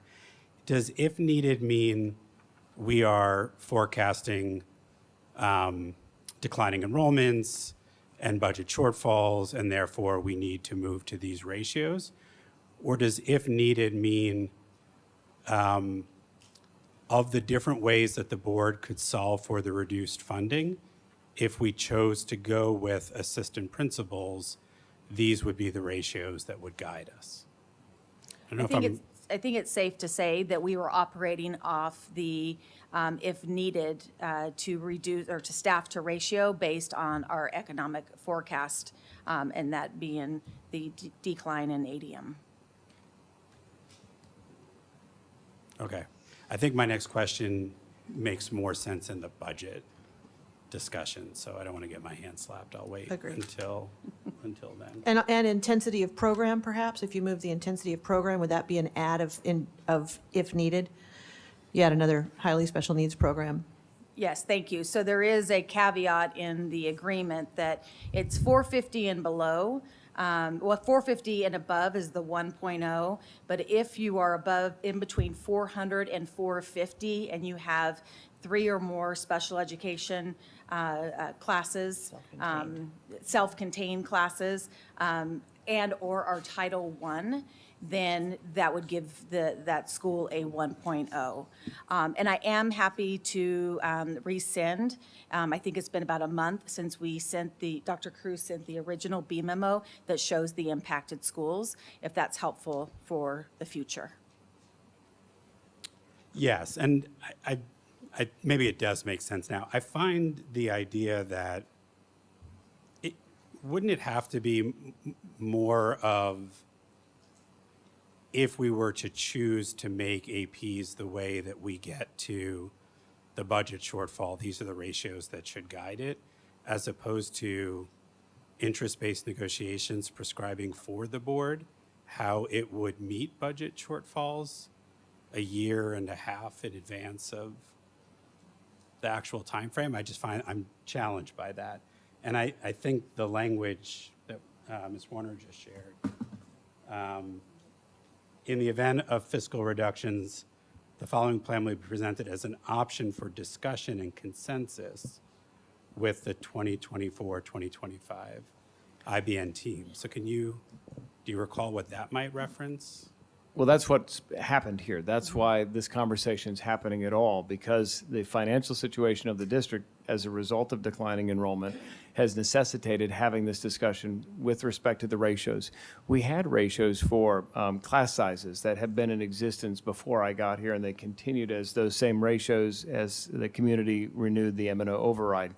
We didn't have specific ratios with respect to administrators in a building, which meant we had a lot of variability. So that's part of what precipitated the conversation 2 years ago to say, okay, what makes sense from a building level administrative support when I have a large middle school saying I have one AP and I have smaller schools that have one AP, but I have 3 times the number of discipline referrals in the office. And so that necessitated having this conversation.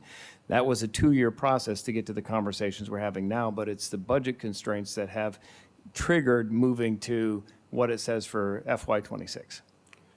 I promise the last question. So should I understand that to be no less than is the spirit of the ratio? The way class sizes are no greater than? So essentially, the way this is framed is that the enrollment numbers represent a trigger or a tipping point. So if you're over 450, you know that you'll have at least a full-time AP, and if you're over 900, you've got a different ratio. If you're between 400 and 450, then we took into account the specific nature of the challenges on the campus. If you have 3 self-contained special education, you may have more need for additional administrative support. Or if you're a title school, you may have more need for administrative support. So we tried to build the agreement in a way that acknowledged the context in that environment, but also noting that if you have fewer than 400 students, that's a different reality. And we did think about what do other districts in the valley do? So we know that we have numbers from how others structure this related to the number of students enrolled in a building. So we tried to balance all of those things to get to a point that would support the building, have a ratio that was defensible, and ensure that we were providing support across all campuses in a way that made sense and you could actually point to, instead of, well, that's just too bad. Everybody gets one principal and one AP and that's it. Thank you. All right. Any other questions from board members? Thank you. This No, is I have- please go ahead. Sorry. I'm sorry. Go ahead, Ms. Carney. Thank you, President Lewis. Ms. Crozier, I just have a question based on the conversation that was just happening. When you presented on the M&O budget to us last meeting, it was a $300,000 cut with the 6 APs. Now you're saying it's 5, so That savings would go down, it's not quite 100,000, so, but it's reduced now. That savings is reduced. okay, and so all the information we have gotten still shows the 6 schools, so who is no longer at risk here? Redfield. Redfield? Yeah, Redfield's numbers are over 400, and they have a 3rd self-contained special education classroom. So the schools that are below the threshold are Pima, Anasazi, Laguna, Echo, and Tonalea. Okay. That's what I think I'm a little confused, because Desert Canyon Middle School shows a minus 0.5 AP. So they are a 0.5, Yes, I missed that. I apologize. so there would be 6. Let me go back and look at our memo and provide that clarification to the board. But thank you for the questions and opportunity to talk about this tonight. Okay.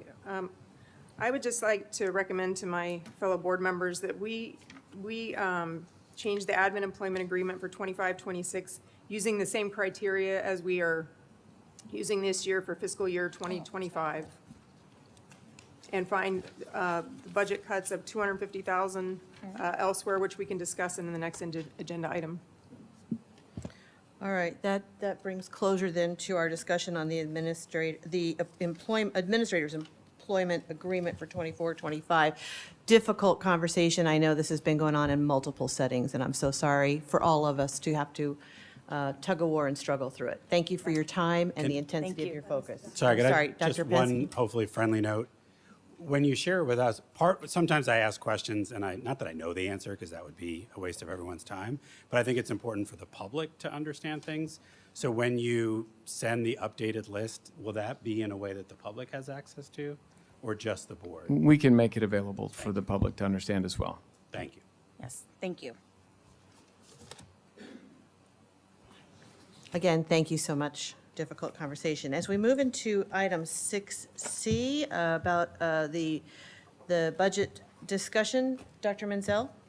Thank you, President Lewis. So the request was made to put the budget discussion back on the agenda this evening. As you know, last month, Shannon presented an overview of where we are in the budgeting process. Just as a reminder for our public that the budget doesn't get approved until the end of June, so this is a work in progress and it continues to shift.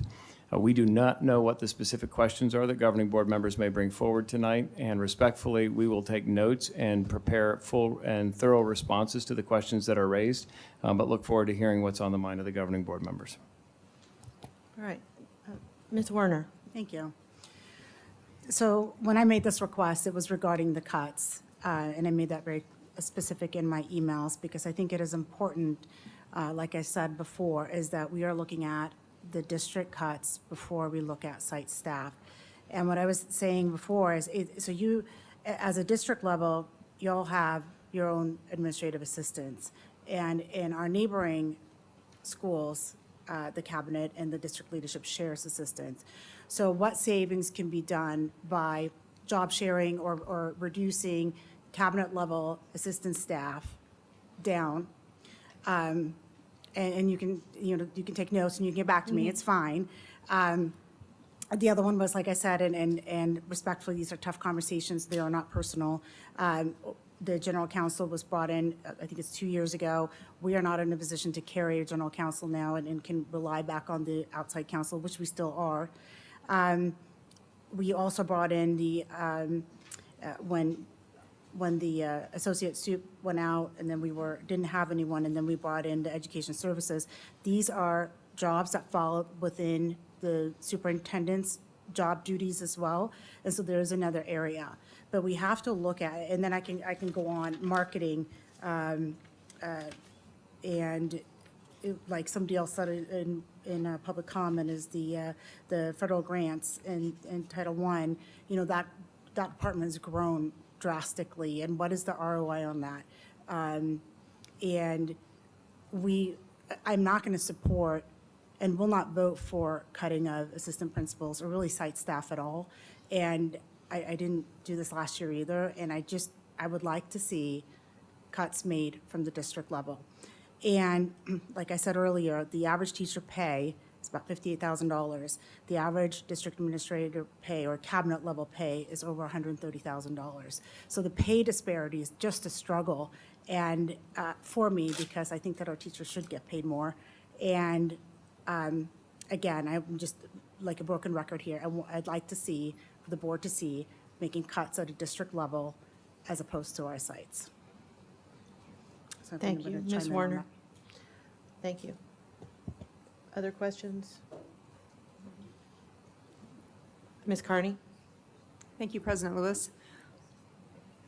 Yeah, I want to also acknowledge what several people have already said, that every position we're discussing affects a real person. So I want to acknowledge that, and I wish we didn't have to have these conversations, but we do. And it's uncomfortable, but it's necessary. So we need to prepare a budget based on cuts to district level staff and not to those working with our students each day on our school sites. So how are we doing that? How have we done that? I mean, you showed us last presentation, but I did notice there was 2 positions on there that weren't even filled this year, so we weren't even utilizing the social media person or the, someone, I think, in legal. I don't know, it was 2 positions, I think, that I saw that we said we're cutting, but we didn't even have someone in that position this year. So I really want us to take a look at where can we cut. I'm interested in knowing if Seoul is an area of consideration of cutting further. I don't know where we're at with Seoul, but that seems like that could be an area too where we need to consider cutting further. I would like to ask Dr. Menzel to provide the board a report of all vendors, projects, memberships that are currently being paid through M&O and what cuts he has made to his budget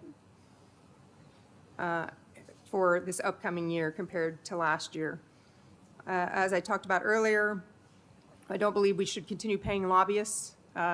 We can lobby as elected officials ourselves. He can lobby.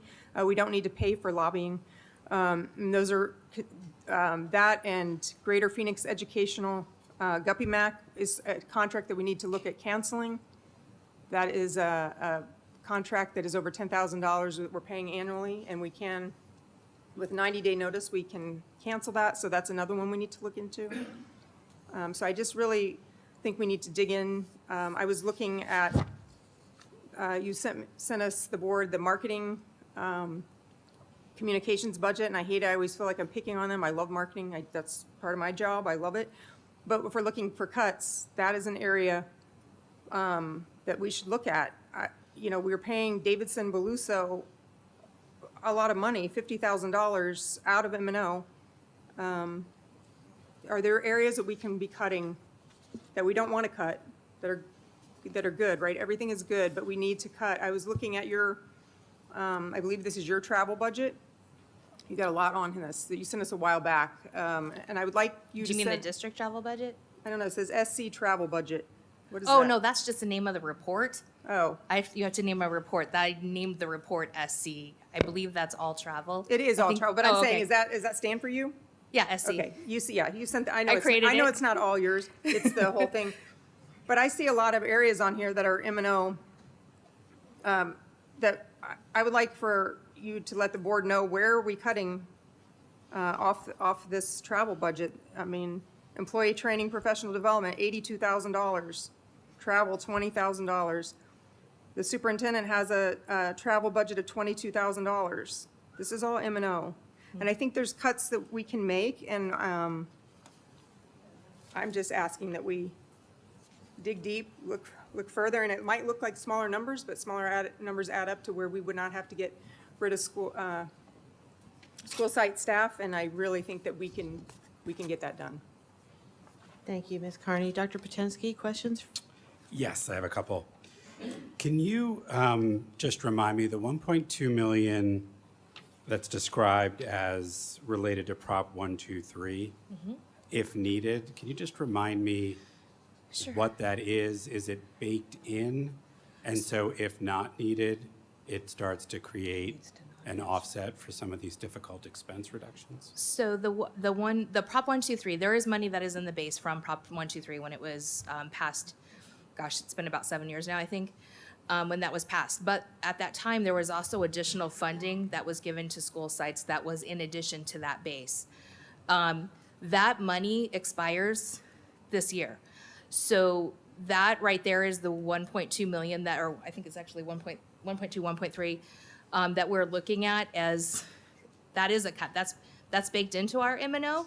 So when we look at what is our total M&O budget, that being eliminated would be a reduction to our M&O that we'd have to address. And do we know that it's been eliminated?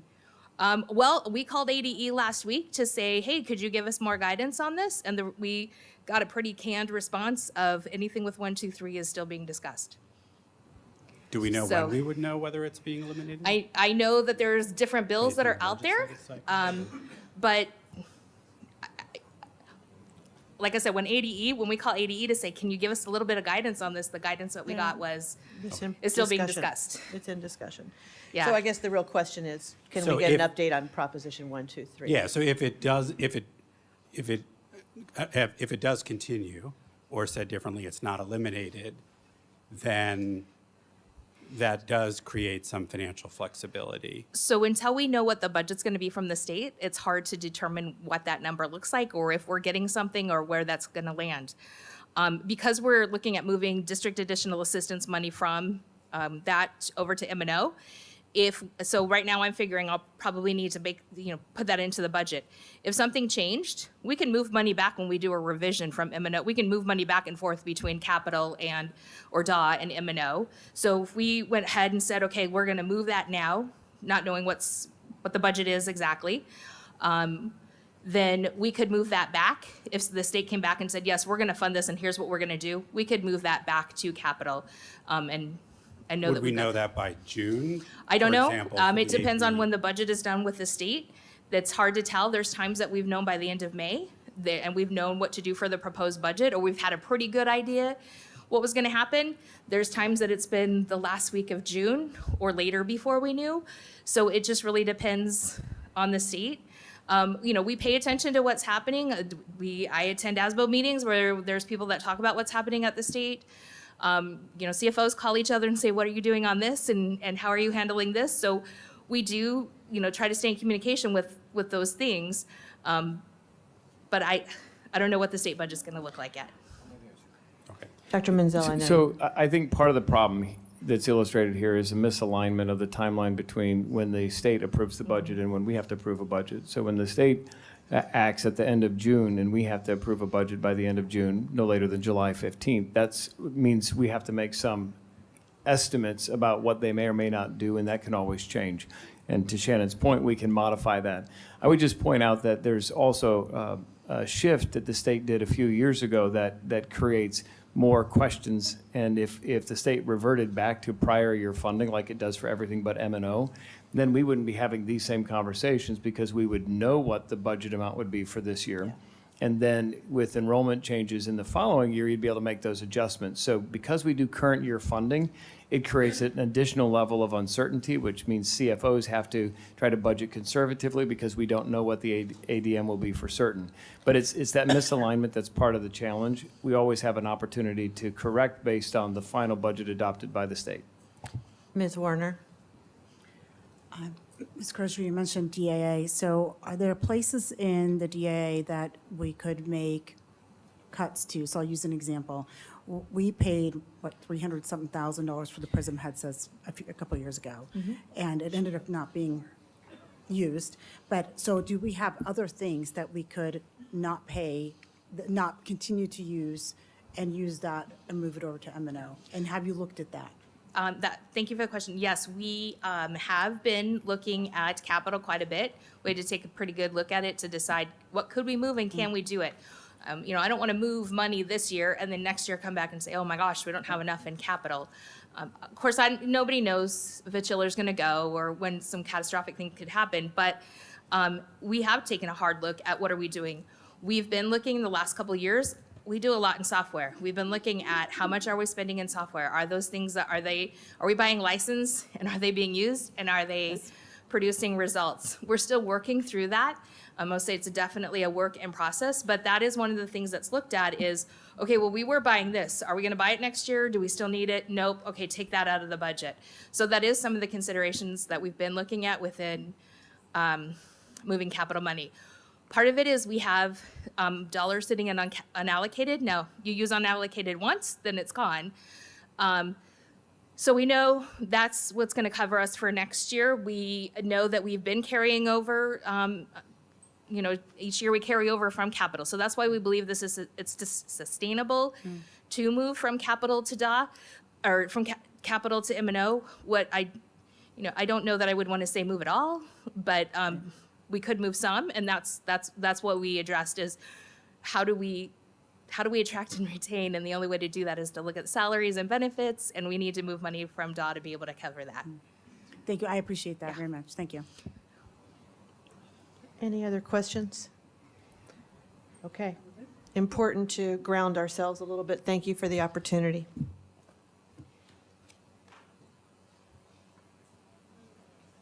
That moves us to the 8A. This is for board action. non-renewal of employment contracts of certified teachers for the 25-26 year. Dr. Cruz? Good evening, President Dr. Lewis, governing board members, Dr. Menzel, and Mrs. Wagner. I'm happy to answer any questions before you make a decision on this item. Okay. I see no questions from the board, so thank you, Dr. Cruz. I move that we accept the non-renewal of employment contracts of certified teachers for the 25 school year as presented, 25-26 school year as presented. I'll second. All those in favor? Aye. Aye. Aye, passes unanimously. Thank you for your preparation, staff. 8B, approve compensation increases for the fiscal year 25-26 for all employee groups, including classified, certified, special service providers, guest teachers, and administration.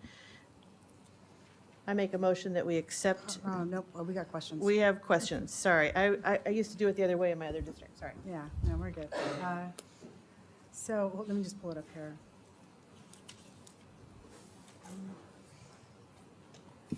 There we go.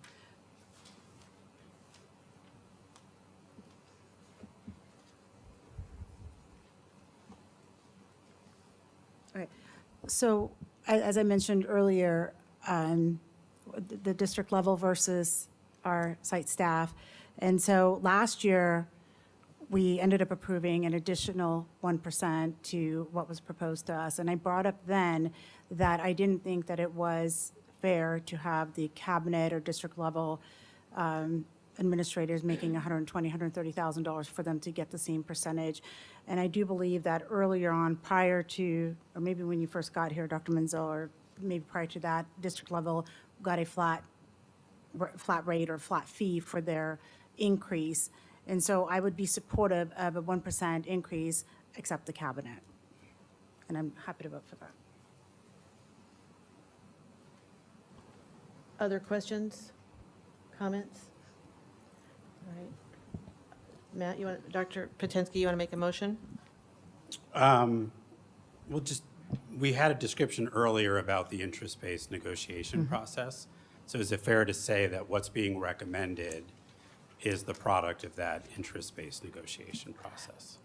Governing board member Dr. Patinsky, it is. This comes forward as the recommendation through our IBN group dissemination process. I want to commend our IBN teams. Just take 1 second to do that. They have spent countless hours of engagement and perseverance around this year and really come together as one team, including all the time that they take to loop out with their membership and get feedback from all the things discussed in their meetings, including our group meetings. Thank you. Can I comment on the substance of it? Okay. So I'm supportive and in whole cloth, and I think it's really important that the integrity of the IBN process be followed and respected. I really do worry about a world in which kind of the regular process of IBN is undermined if folks feel like, despite all of that hard work and coming to consensus and maybe making trade-offs, that at any given point, the board could then choose to accept this but not that, or increase this or lower that.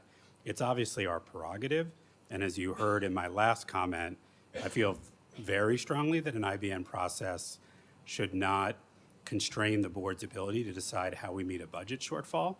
I don't understand a world in which the IBN process does that, but when it comes to reaching agreement around annual compensation adjustments, to me, we should apply a pretty high bar before we start to, which obviously each of us can make our own decisions. I just wanted to share my own thinking.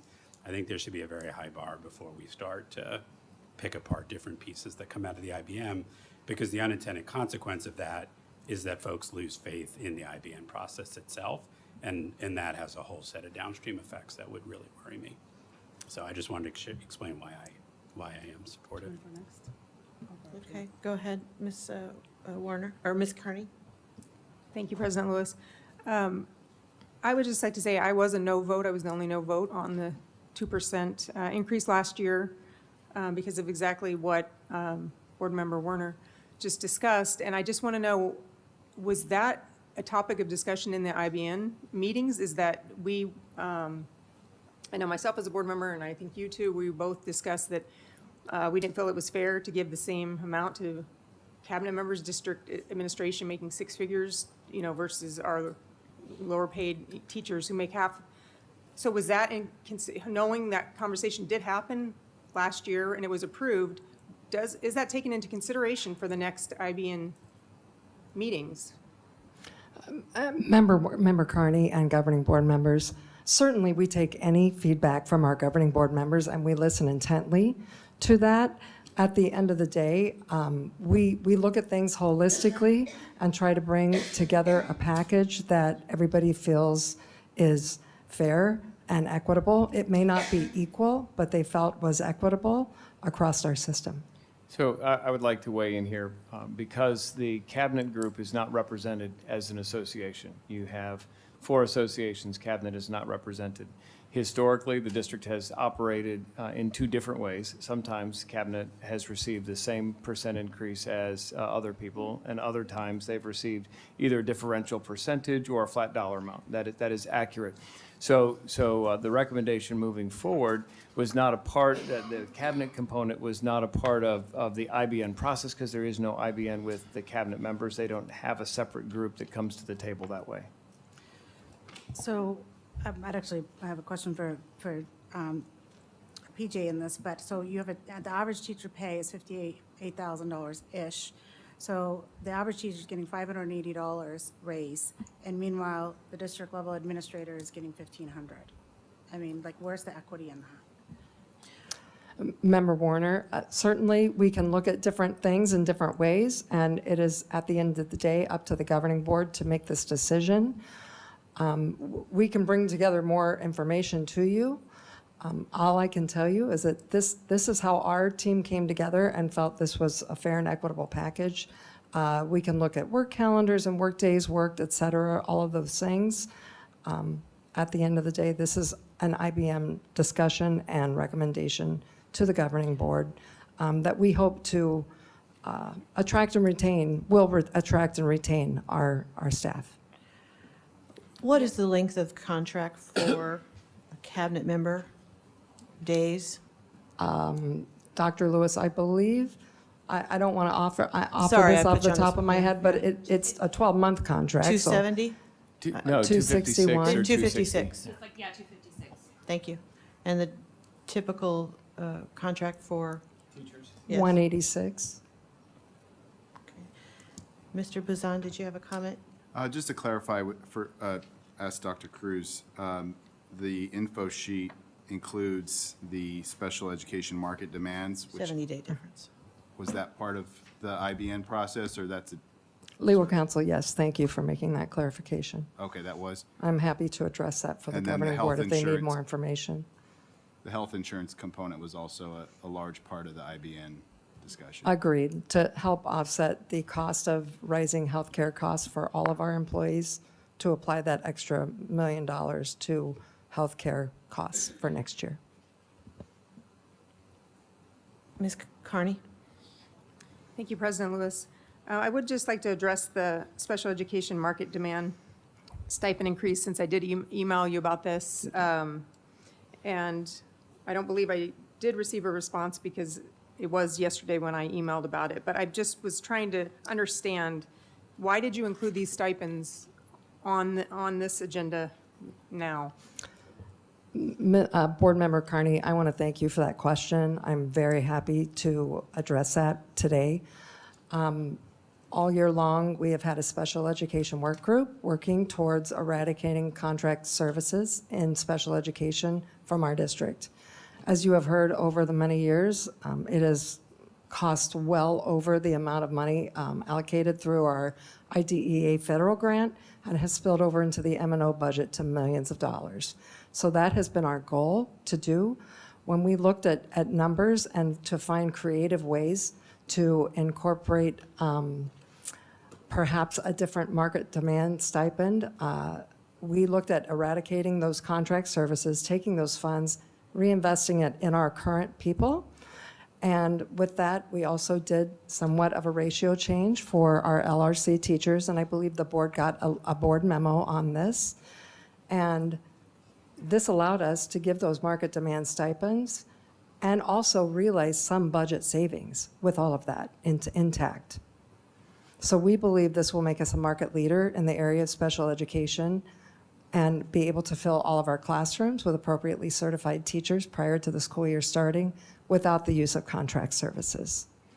Okay, so these stipends will be given before they, at the beginning of the year? It will be a part of their contract, and so depending upon how they have their contract broken out, whether it's 22 or 26 pays, it will be evenly spread out across their pay. Okay, are these stipends something that will be on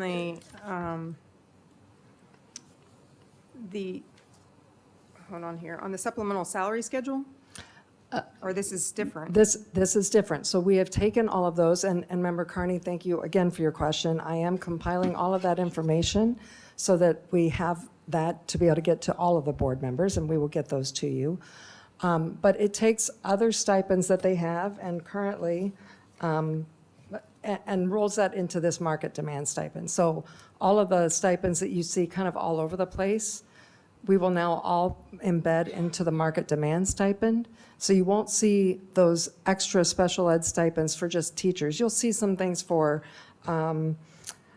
national certified psychologists, et cetera, but those other, that just for coming on and signing on with us to teach special education, that will be in the market demand box. So that will replace those other stipends and move it to the market demand box. It allows us to recruit and retain in a more effective way. It's front-facing, people see it right away, and we believe we will be able to not have the use of contract services because of this. Okay, and my question I had emailed to you was, what data do we have that stipends are actually working, the stipends that we've given are retaining staff? I think we need data that, these are very large stipends. Member Carney, I completely agree. So with these large stipends, I don't want you to be afraid of these stipends. It is built into the budget, and it allows us also to have some budget savings after we are building these into the budget, after we no longer have contract services. So we know that other districts are offering stipends in the neighborhood of $2,500, $3,000, et cetera. And so by offering these stipends to our teachers, we hope to retain the ones that we have in our classrooms and attract those that we may still need. Okay, like I had mentioned in my email, I think we may have to table the stipends until we can better understand. We don't even know how many are, we are approving this for, and I think we do need some data showing that this is a good use of spend on these stipends. I'm not sure that I'm able to vote on that. Member Carney, understood. I will also say that it enables the teachers to also know on the market demand box that they're getting this stipend. Some of them don't even know they're getting a stipend for being a special education teacher because it's on the supplementary salary schedule or it's over here. So we again are also trying to streamline our systems with regards to our salary schedules to ensure that our special ed team is able to recruit and retain the best and brightest for Scottsdale students. Okay, lastly, can you give me an example? So let's say specialized programs, $15,000. Right now for the 2024-25 school year, what stipend do specialized programs receive? This year, they receive a stipend of $2,000 from Indian Gaming Fund and $4,000 from M&O. So we're going from 6,000 to 15,000. And again, I want to assure the board, we are not overspending the budget. We are actually saving money by doing this. And did you have the numbers of how many under each category are we looking at? I certainly can get that for the board. It would be all of our special education teachers, those that are in specialized programs and those in our LRC. I can include that for the board. I'm happy to do that. Can you finish the sentence on how it saves us money? I certainly can. So earlier in the year, I believe Ms. Crozier has talked about our specialized and contract services that we utilize to fill our classrooms for teachers. Those sometimes cost us 20 to 50% more per person to put in those classrooms. So it saves us money because if we're able to staff it ourselves, Correct. we don't have to spend significantly more in outsource. We can reroute those dollars to reinvest in our staff and keep them here. Thank you. All right, seeing no more, okay, Ms. Carney. I'd like to ask, how can we table the stipends off here till we get the full information of, that was requested on how many are we approving? And I had asked, the current stipends versus these, so we understand the amounts. So how do we go about tabling those items? So let's talk about the implications of if we table, and then we can talk about the mechanics of tabling. So for that one in particular, if you table the stipend piece, it means the contracts that go out to our current special education staff show simply a 1% increase with no stipends, which means there's no guarantee of any additional compensation because the board wouldn't have made that commitment to the individuals. So if they find another district that's paying more because they already have the stipends, then they might leave Scottsdale to go to another district. That's the risk if we don't approve this tonight.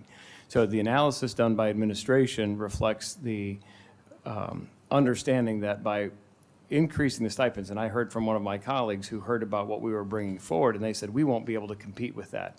We believe that this puts us as the top market competitor for hiring special education staff directly, and the recommendation is based on that. You can table it. I'm just saying that if you table it, what it's saying to our special educators is that the most that they can be guaranteed in terms of compensation is 1%. And that means we may have to rely on more contracted services because we don't have a choice about meeting the needs of our students with IEPs. So that's the risk. And if you were going to make that motion, you would just say that you would move to approve the recommendation as presented without the special education stipends, and that would be sufficient to make that happen. Ms. Werner? So I did apologize to the district leadership before we started because I was going to pick on them a little bit today, and I do appreciate everyone here. And I appreciate that. I did not hear that. I'm sorry. I apologize. I did. Maybe you weren't there. So I think for future that there should be a discussion before we act, because these things come up and it's like, well, we have to do it today, or there's a big consequence. And we all know that Isaac got their board in huge trouble, and there's legislation coming down on board members that we are going to be affected by. And so it is important that we make good decisions and decisions that we can sleep at night with. So that would be my ask for next year. And again, it's very challenging to talk to teachers and to see what, and staff, people who are hands-on with our kids, and see the struggles with inflation, see the struggles with the insurance and things like that, and just giving them a little bit of a bump, and the people above them are getting a bigger one, and so it's very challenging for me.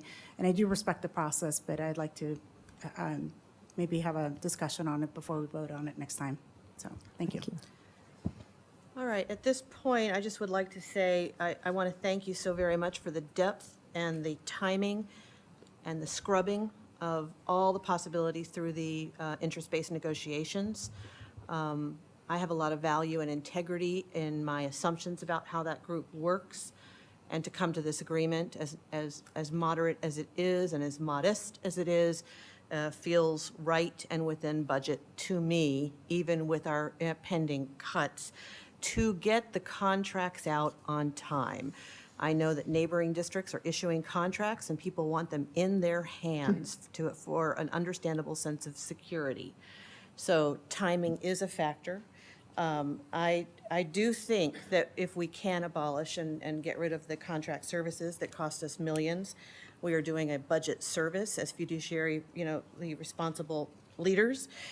So thank you for your efforts and work on that, because those cottage industries are raking it in and counting on our discombobulation. So this is an appropriate contract stipend to compete and attract even some of our regular ed teachers who exist with us currently to take on the challenge of special education, and we want to support that. So thank you for the integrity of the work. I agree with Dr. Patinsky on upholding the process, and I'm going to make a motion that we approve the compensation increases for fiscal 25-26 as presented in this current action item, understanding that we want to continue the conversation for overall cuts and overall options as we continue moving into June and waiting for what the state will and won't be able to do. So that is my motion. I need a second. I'll second. All right, all those in favor? Aye. Aye. All those opposed? No. Okay, so it passes 3-1. Thank you very much, Governing Board. All right, we are at Governing Board reports. I will start at the end of the table. Dr. Patinsky? I have none. Okay, Ms. Warner, no? Ms. Kearney? Thank you, President Lewis. So I went on several tours and to see several presentations. I was busy since our last board meeting, but I really enjoyed participating last week as a guest speaker for Ingleside's College and Career Day. I loved getting to hang out with Mrs. Scordo and all her 8th grade math students, talking to them about my career in journalism and creative entrepreneurship. So it was really a good day, and I'm very proud of what they did, and I liked meeting other speakers too. Oh, and I do have stickers for the board members from Principal Hardy from Mountainside from my tour, so here you go. I'll pass these down. So I did my duty. That's always so rewarding. And my report is that I'm looking forward to the athletic banquet tomorrow night and cheering on our students and all the amazing people, our boosters and our coaches and our reps and our umps and all the people that make it such a vital part of development as a human being. And so I'm looking forward to that tomorrow night. And I wish everybody a great Pi Day coming up, March 14th, 3.14 PI Pi. So in our math theme. So thank you so very much. Future agenda items. Ms. Warner. Thank you.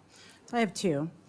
I'd like to, as a future agenda item, to do an RFP for insurance to look at companies such as Blue Cross Blue Shield, look at what I know that there are districts that are using them and that are paying less than we are, and really taking a real robust look at moving away from Kairos to see if that can save our staff money. And the second one is that I'd like to add the budget discussion again for next month. Thank you. It'll be shorter, that. Dr. Patinsky, thank you. Without promising that it would be shorter, I want to affirm as well that I would like to have that same budget discussion, and part and parcel of that discussion, having a little bit of a primer on the timeline, the calendar. So if we're thinking about a fiscal year, working backward, what is a typical cycle? Because I do think that's where, some of these issues arise. And then just want to affirm again how important it is that I think we set the agenda for our study sessions for the rest of the year. I don't want the leadership in the district to have a ton of work hit all at once. And at the same time, I don't want to compromise on the thoroughness of those sessions in terms of the preparation, because I think there's a deep dive around why are our enrollment trends the way that they are, how much of that is demographics, how much of that is, for lack of a better term, market share, what have we learned from exit surveys and climate surveys, what are we doing based on that to try to bend the curve, how does it vary by site and by grade level. I think there's a real deep dive, and I know it takes time to prepare that, so would encourage us to give ourselves as much time as possible to affirm those topics. Thank you. Thank you. Ms. Kearney? Thank you, President Lewis. On January 27th, I had asked by email to Superintendent Menzel for growth consolidation site plans for 2025-26, and I don't believe we've received those, and so I would like a public presentation on this, about the discussions that have been going on. to bring the board up to speed. And then I'm not sure if needed, I don't believe it is, but I'm going to reiterate it, the action, if needed, an action item to cancel the GPMEC, the GupPMAC contract, and the State 48 Public Affairs, and any other programs or services being paid by M&O that are not vital to our student and school site success. And then lastly, I want to bring the 2025-26 administrator agreement with the staffing rubric for, with 2024-25, keeping all of our assistant principals in the roles that they have currently this school year. Thank you. Thank you.